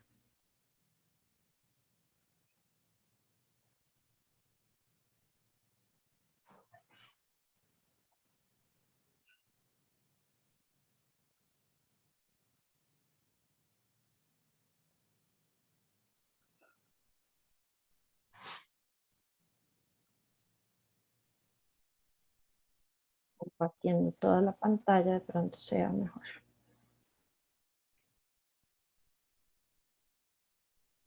Listo, ahí está. Perfecto. Disculpa. Dale. No, discúlpenme ustedes. Entonces, retomo. No sé si nuevamente ya se ve el título.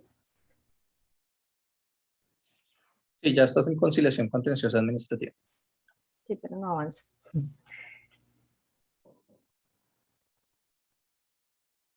No se puede proyectar así. Y la amplío acá de pronto. Listo.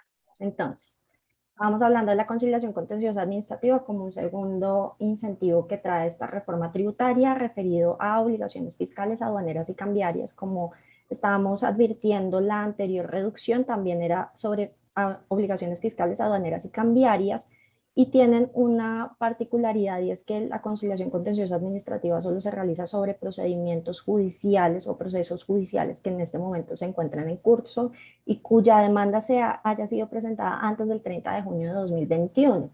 ¿Eso qué quiere decir? Que entonces debe haber sido admitida esta demanda antes de presentar la solicitud. Y esa solicitud de conciliación se debe presentar antes del 31 de marzo de 2022.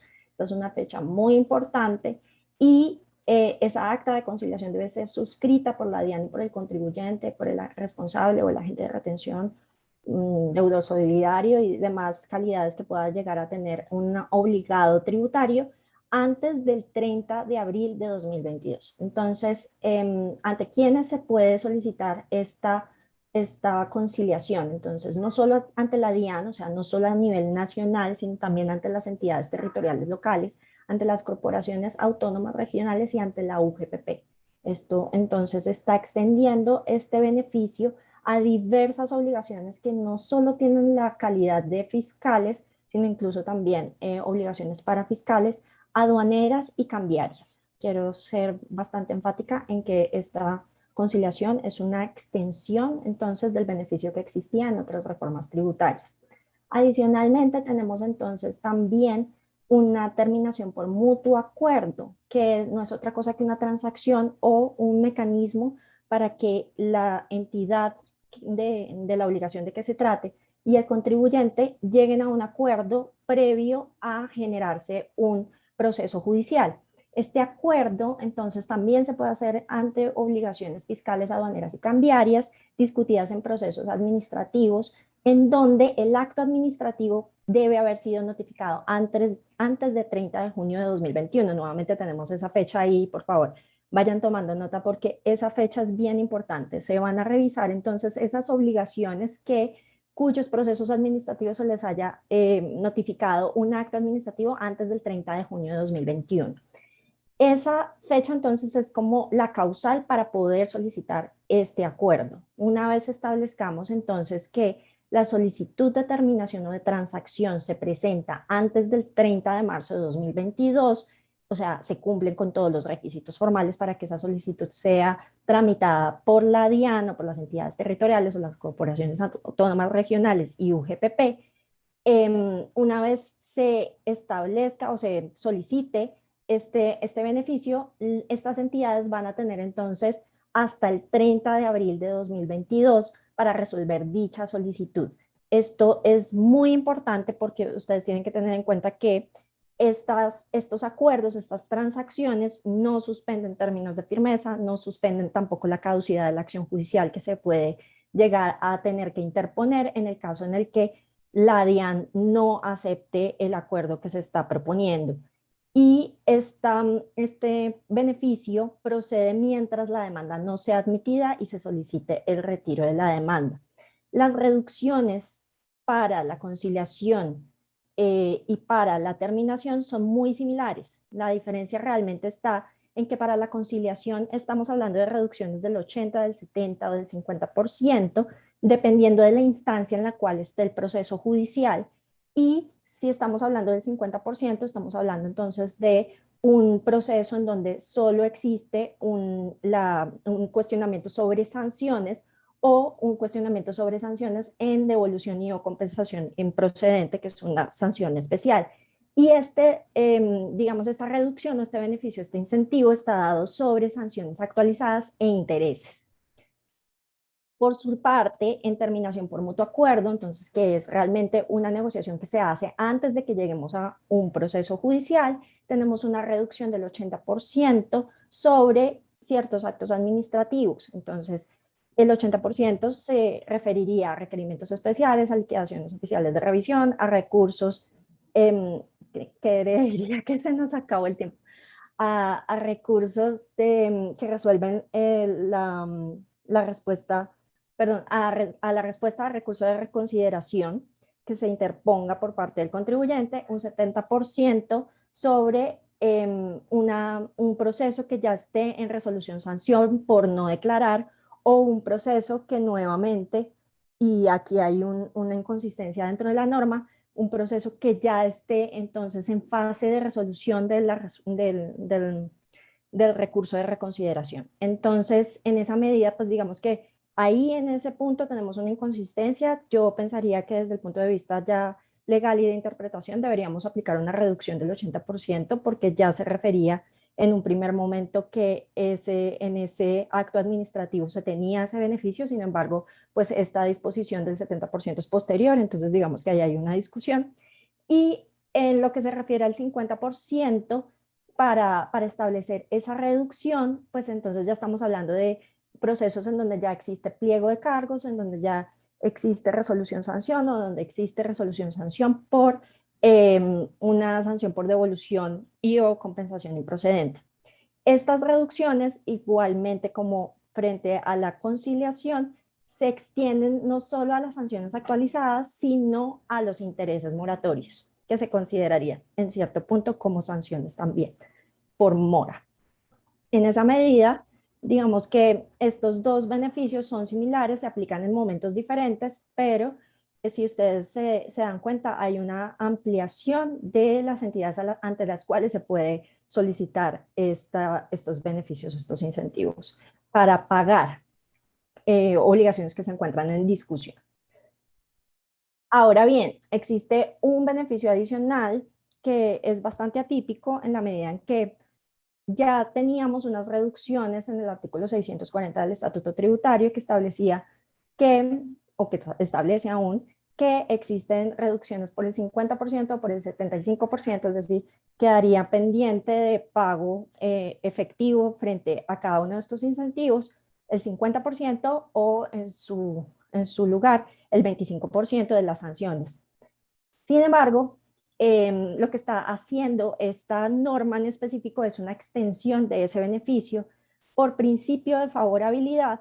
Digamos que entonces esa extensión es, digamos, en un nivel mayor, porque lo que está estableciendo es que pueden aplicarse todas las reducciones de sanciones e intereses que en el momento de la ley 18-19 se hayan establecido para cierto tipo de fases del procedimiento o de discusión, y esa extensión adicional se puede hacer incluso estando en etapa de cobro. ¿Eso qué quiere decir? Estando en proceso coactivo frente a la DIAN.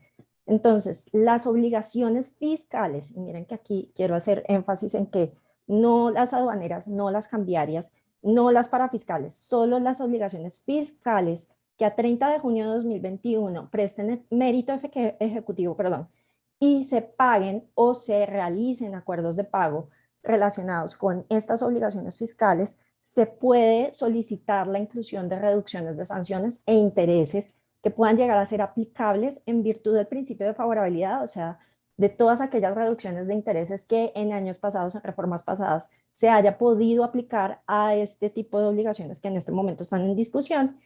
Y esas reducciones, además, se tiene que hacer una solicitud expresa al área de cobro para que se apliquen y me permitan pagar de esa manera. Entonces, esa solicitud se debe hacer antes del 31 de marzo de 2022, nuevamente esta fecha. Entonces, reitero y concluyo. Hay dos fechas muy importantes en estos diferentes beneficios o incentivos. Entonces, ustedes encuentran que en reducción de sanciones estamos hablando de obligaciones que se presenten en mora o que existan en este momento como incumplidas a 30 de junio de 2021. Esa es como una fecha que se insiste también en la conciliación contenciosa administrativa, en donde la demanda haya sido presentada antes del 30 de junio. En la terminación por mutuo acuerdo, estamos hablando también entonces de un acto administrativo notificado antes del 30 de junio de 2021. Y estamos hablando nuevamente aquí en la aplicación del principio de favorabilidad en etapa de cobro, en obligaciones fiscales que a 30 de junio de 2021 también presten, mérito ejecutivo. Entonces, en esa medida, estamos hablando en el principio de favorabilidad de reducciones en sanciones actualizadas bajo la ley 1819 a pagos realizados desde la fecha de publicación de la reforma, o sea, no aplica, y esto también aplica para los otros incentivos, no aplica a pagos realizados con anterioridad a la publicación de la presente reforma, y esa reducción de intereses también es posible en el caso de la favorabilidad, pero es una regla especial que aplica para que se entienda que si tú aplicas este beneficio de principio de favorabilidad, entonces vamos a aplicar un interés moratorio del IBC para créditos de consumo. ¿Eso qué quiere decir? Que nos están bajando entonces un 0.5 más o menos, en principio estaríamos hablando de un 25% del interés que debería pagarse como moratorio, porque recordemos que el interés moratorio para efectos fiscales es estamos hablando de la tasa de usura, o sea, del IBC más 5, perdón, del IBC, del 1.5 IBC.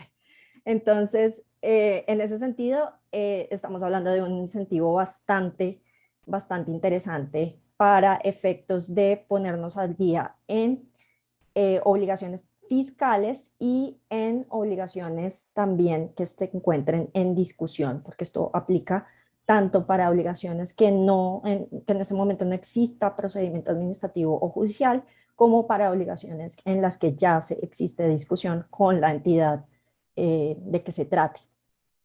Y esto aplica entonces exclusivamente, este principio de favorabilidad exclusivamente con la DIAN. Esto es a nivel nacional.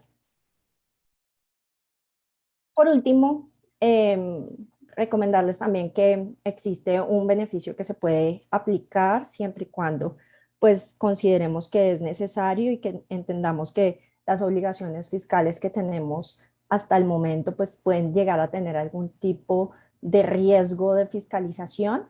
Este beneficio de auditoría entonces tiene digamos que como incentivo o como favorable una reducción de los términos de firmeza de la declaración de los impuestos de los años grabables 2022 y 2023. Y recordemos que en la reforma de la ley 2010 ya existía este beneficio para los años 2020 y 2021, es decir, que se continuaría con el beneficio, pero hay unos aumentos entonces en ese incremento mínimo en el impuesto neto de renta respecto del año anterior, que para el año 2020, perdón, 2020 y 2021, estábamos hablando de un 30% o de un 20%, en este caso, como ustedes pueden ya revisar, es un aumento del 5% en cada uno de esos incrementos mínimos, entonces estamos hablando de un 35% de incremento que yo pueda establecer desde con referente al 2021 y frente al 2022, o del 2022 al 2023 para poder acceder a una reducción de términos de firmeza de 6 meses o de 12 meses. En ese sentido, pues yo creo que ya estaríamos dando fin a esta parte de la exposición. No sé si comenzamos también a responder algunas preguntas que podemos encontrar en los chats. Y claro, Lorena, pues bueno, muchas gracias a todos por toda esta información que nos acaban de dar. Pasamos pues a la parte de preguntas y respuestas. Yo ya las recopilé todas acá, entonces se las voy a leer. La primera es, si me acojo al impuesto de normalización pagando el anticipo en noviembre y la DIAN me audita en diciembre, ¿se me respeta el derecho a declarar con los beneficios de la normalización, aunque la declaración la radique hasta el mes de enero? Tal vez si me permiten, es una inquietud válida y realmente eso no fue aclarado en el texto de la Ley de Inversión Social. Se regula el mecanismo del anticipo, que es bastante sui generis, porque es innovador en este mecanismo. Entonces, en noviembre se estaría haciendo un pago sobre una estimación de los activos omitidos o pasivos inexistentes que me constan como contribuyente cuando entra a la fecha de inicio de entrada en vigencia de esta ley. Pero yo estaría formalizando, radicando la declaración y haciendo el pago definitivo en febrero del 22. Esa hipótesis podría ocurrir y ciertamente lo que hay que decir es que no existe un puerto seguro que le garantice inmunidad al contribuyente. O sea, el que lo tome esta oferta tendrá que asumir aparentemente un cierto nivel de riesgo teórico.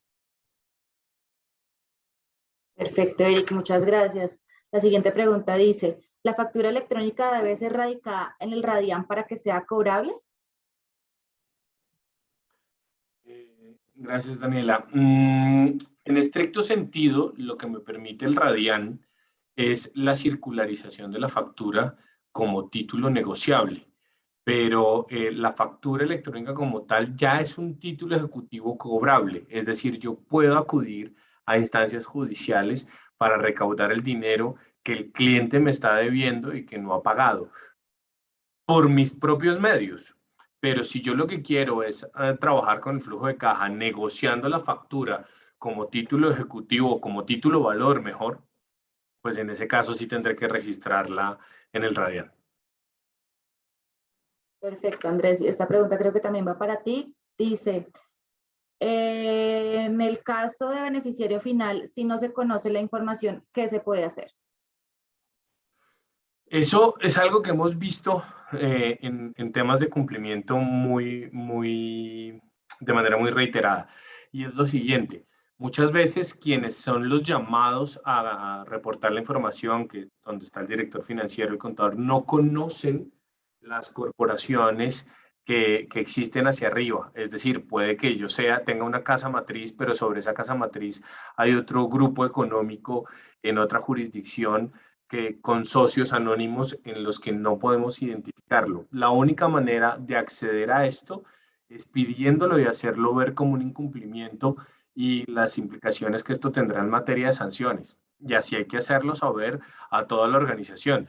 En algunos casos, seguramente, las organizaciones optarán por asumir las sanciones o asumir el riesgo de no reportar los beneficiarios efectivos. En algunos casos porque son muy celosos con la información y en otros porque efectivamente existe un velo que impide conocer esos aspectos. Y es muy común, a pesar de que estamos en un mundo transparente que todo debería estar sobre la mesa, a veces el conocimiento de los grupos económicos que existen sobre las organizaciones no es viable. Ahora, este es un tema que está en conocimiento de la administración, bien sea a través del mismo beneficiario efectivo como a través de los bancos. Los bancos, para hacer todo el tema de cumplimiento de SAGRILAF y de todas las obligaciones que tienen que hacer, el KYC, la debida diligencia de conocimiento del cliente, piden que se les revele y se les devele todo lo que hay detrás de la compañía hasta llegar a los beneficiarios efectivos. Entonces, no debiera ser un temor revelarlo, pero es posible que encontremos este asunto y la única manera de decirlo es o asumen las sanciones previstas en la ley o definitivamente lo revelan. Perfecto, muchas gracias. La siguiente pregunta dice, Respecto de la tarifa para entidades financieras, ¿cualquier entidad que realiza préstamos a otras empresas puede ser catalogada como una entidad financiera? Bueno, ese es un excelente punto, una muy buena pregunta porque realmente el texto de la norma es muy escueta, muy lacónica. Habla únicamente de instituciones financieras, por otro lado habla de personas jurídicas. Entonces, uno pensaría que dado la conexidad ante el silencio del estatuto tributario en esta norma particular, uno tiene que recurrir a la regulación del sistema financiero y especialmente pues la cobertura en cuanto a instituciones vigiladas por la superintendencia financiera. La pregunta puede, o sea, en ese sentido, desde el punto de vista de entidades que dan crédito, pues entenderíamos que está cubierta bajo este concepto genérico de institución financiera. Probablemente donde se presente alguna discusión mayor sería particularmente con respecto al sector asegurador. El sector asegurador forma parte del sistema financiero, está sometido también a vigilancia y en el pasado, porque recuerden que el tema de la sobretasa viene de dos reformas atrás también y hubo su discusión al respecto. Entonces, yo me quedaría con la inquietud en el sentido de si, por ejemplo, una entidad aseguradora podría, tal vez porque ha habido debate al respecto y hasta jurisprudencia de tribunales, estar cómoda en que no le aplica la sobretasa ante una situación de silencio de la norma de la ley de inversión social. Yo no me sentiría tan cómodo, ¿verdad? Ante ese silencio y como ha sido un tema debatido, y 3 puntos más de tarifa pesan bastante, pues yo pensaría que lo normal para estar tranquilo, digamos, en un sector asegurador, es que hubiera habido una exclusión específica, explícita en la norma. Pero entonces es una buena, un punto muy válido de consulta y tendríamos que estar atentos a pronunciamientos oficiales al respecto. Perfecto, Eric. Bueno, acá seguimos con las preguntas. Nos dicen, ¿cómo debe verificarse el incremento en el número de empleados para aplicar al beneficio de generación de empleo? Sí, básicamente, digamos que yo tengo que tomar en consideración la planilla, digamos el PILA, la planilla de seguridad social eh, del mes de marzo del 2021, como ahí básicamente yo voy a tener relacionados pues el número de empleados que yo tengo. Entonces lo que voy a hacer es, ejemplo, voy a tomar la planilla de septiembre y la voy a comparar contra la de marzo. Y digamos que ahí, en caso de que yo haya efectivamente incrementado el número de trabajadores, pues ahí se va a ver reflejado en la planilla. Entonces, digamos que eso va a ser, digamos, la prueba ante la autoridad, digamos, de que efectivamente eso sucedió. No quiere decir que no puedan existir otros medios de prueba o no quiere decir que eventualmente el día de mañana la administración tributaria pudiera llegarme a exigir algún tipo de certificación, no sé, del representante legal o incluso del mismo revisor fiscal, pero digamos que de momento el punto de partida es la planilla y la planilla con corte al mes de marzo del año 2021. Perfecto. La siguiente dice, al momento de recibir los alivios del gobierno, ¿este ingreso va a estar sujeto a retención en la fuente y a GMF? Los alivios de los cuales hablamos, como por ejemplo el tema del PAEF, como el tema del apoyo a las empresas que son afectadas por el tema del paro, eh, los incentivos, digamos, a la generación de nuevos empleos. Esta entrada de recursos, como lo decía, no van a estar sujetos, digamos, al momento de recepción a la práctica de ningún tipo de retención en la fuente por parte de la entidad que los otorga. Pues básicamente el gobierno lo que va a hacer es que le va a entregar estos recursos a la entidad financiera y la entidad financiera pues a quien le aplica porque cumple los requisitos, pensemos en la empresa o la persona natural. Entonces digamos que no va a dar ninguna retención, yo voy a recibir el ingreso bruto, el incentivo bruto. Tampoco habrá lugar a ningún tipo de GMF sobre la transacción, porque pues finalmente lo que busca la norma pues es una ayuda económica y pues si esa ayuda económica se va afectada por disminuciones, por este tipo de erogaciones, pues digamos que se vería mermada y la intención del beneficio también se vería mermada. Entonces la respuesta es no. Perfecto. ¿Y estos alivios estarán sometidos a la autorretención especial?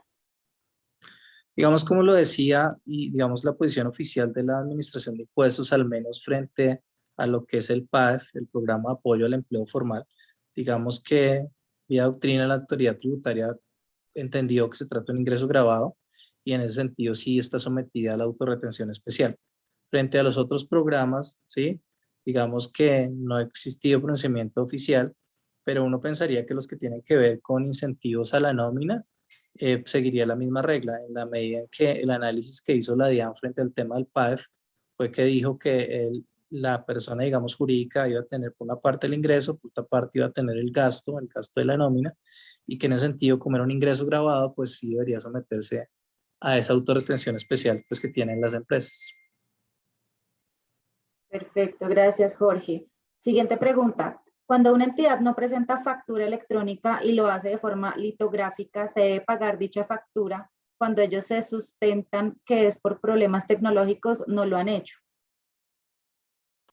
Frente a ese tema, el asunto es muy sencillo. Cuando hay un problema tecnológico, la norma me permite a mí emitir una factura a través de los diferentes medios alternativos que existen a esperas de que el daño tecnológico o el impasse tecnológico que tiene el sistema de la DIAN se supere. Una vez superado, debo emitir la factura electrónica que no pude emitir en su momento. Y en ese orden de ideas, pues habrá lugar al pago de la misma con o sin la factura litográfica. Al final, habrá título ejecutivo con la factura electrónica emitida en debida forma después de superada la contingencia. Perfecto. Siguiente pregunta. ¿La reducción al 20% significa que se condona un 80%? En efecto, sí. Exactamente a eso se refiere la norma. Cuando establece que la reducción es al 20%, es del 80% correlativo. Y así con las otras disposiciones. Cuando estamos hablando entonces de una reducción del 80%, pues entonces estamos diciendo que en efecto pues es el 80% y no, y debe pagarse entonces el 20%. Perfecto, gracias Lorena. La siguiente pregunta dice, ¿la inscripción para poder acceder al beneficio del PAEF para las empresas que tienen disminución de sus ingresos podrá realizarse a partir de qué mes? Esto podrá realizarse, digamos, a partir del mes de julio, a partir de la nómina del mes de julio. E inicialmente, pues de julio a diciembre del año 21, si el programa se amplía, pues también aplicará frente al año inmediatamente siguiente, pero por ahora de julio en adelante y hasta diciembre. Perfecto. La siguiente pregunta dice, ¿para acceder a la reducción en intereses se debe realizar un acuerdo de pago en la DIAN necesariamente? No necesariamente. Se puede hacer el pago directo ya de la obligación. Lo que sí se exige es el pago de la obligación, o en el caso de la sanción por devolución y o compensación improcedente, entonces la disminución del saldo a favor en ese nivel, o en algún punto también podríamos estar hablando del pago de la devolución de lo que le fue devuelto en su momento. Pero sí, debe entonces hacerse ese pago de la obligación, y adicionalmente se puede hacer también el pago de la sanción con la reducción, pero siempre que esté actualizada, y de los intereses que se hayan causado hasta ese momento con la reducción. Lo que depende realmente de la DIAN es la admisión de la solicitud, y si no media esa solicitud, si no se hace esa solicitud en tiempo, no se pueden hacer esos pagos directamente, pero no tiene que ver con necesariamente hacer acuerdos de pago. Más bien, y eso sí es bien importante establecerlo, si no se puede pagar, se pueden hacer facilidades o acuerdos de pago. Gracias Lorena. Y bueno, la última pregunta es, ¿qué se considera valor grande? Creo que fue cuando Eric estaba haciendo su presentación.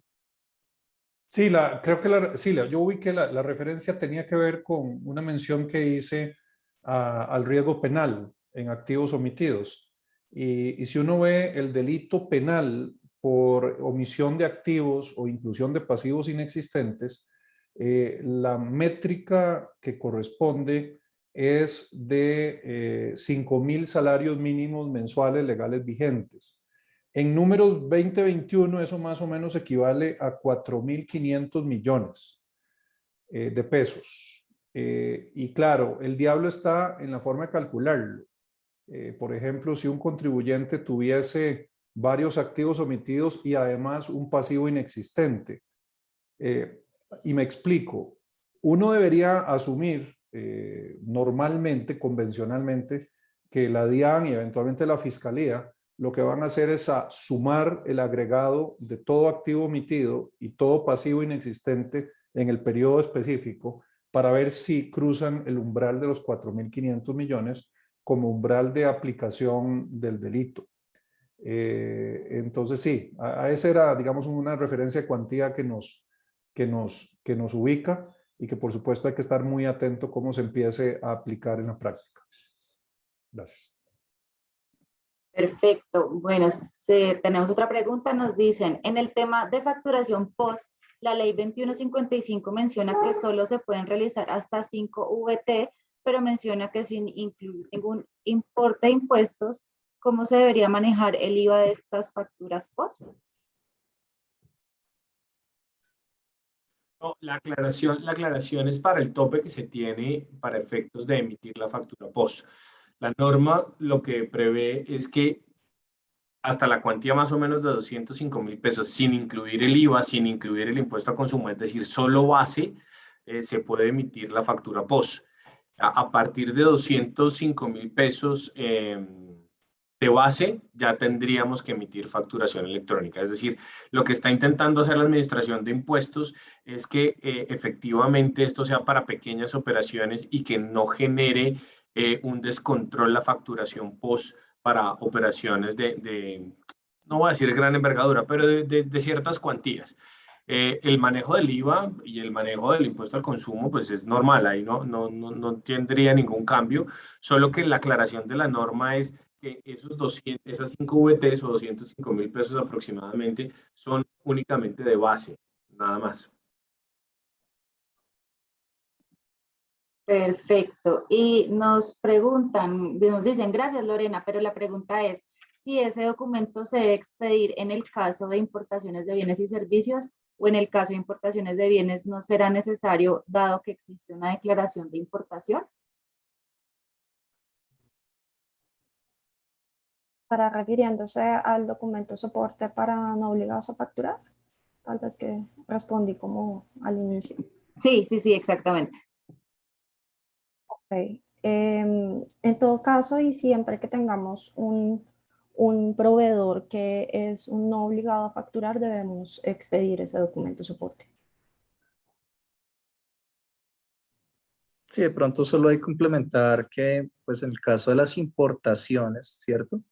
Digamos que no habría propiamente a emitir este documento soporte que trata la resolución 42 de mayo del 20, sino que digamos que ahí el documento soporte válido seguirá siendo la declaración de importación, ¿no? Entonces, y pues obviamente yo tengo que tener básicamente como en la práctica mi carpeta con toda la documentación propia del proceso de importación, porque pues, seguramente la DIAN me lo podrá exigir en cualquier momento.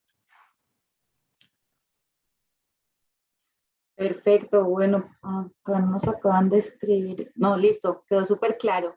Entonces, pues bueno, no tenemos más preguntas, queremos pues agradecerles nuevamente a todos los participantes, a nuestros expertos, muchísimas gracias por este tema tan interesante.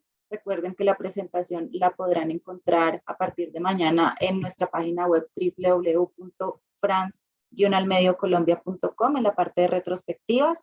Y bueno, un feliz día para todos. Muchas gracias. Buen día Qué para buen todos. día. Muchas gracias. Gracias, Hasta chao. luego. Chao. Chao. Muy bien.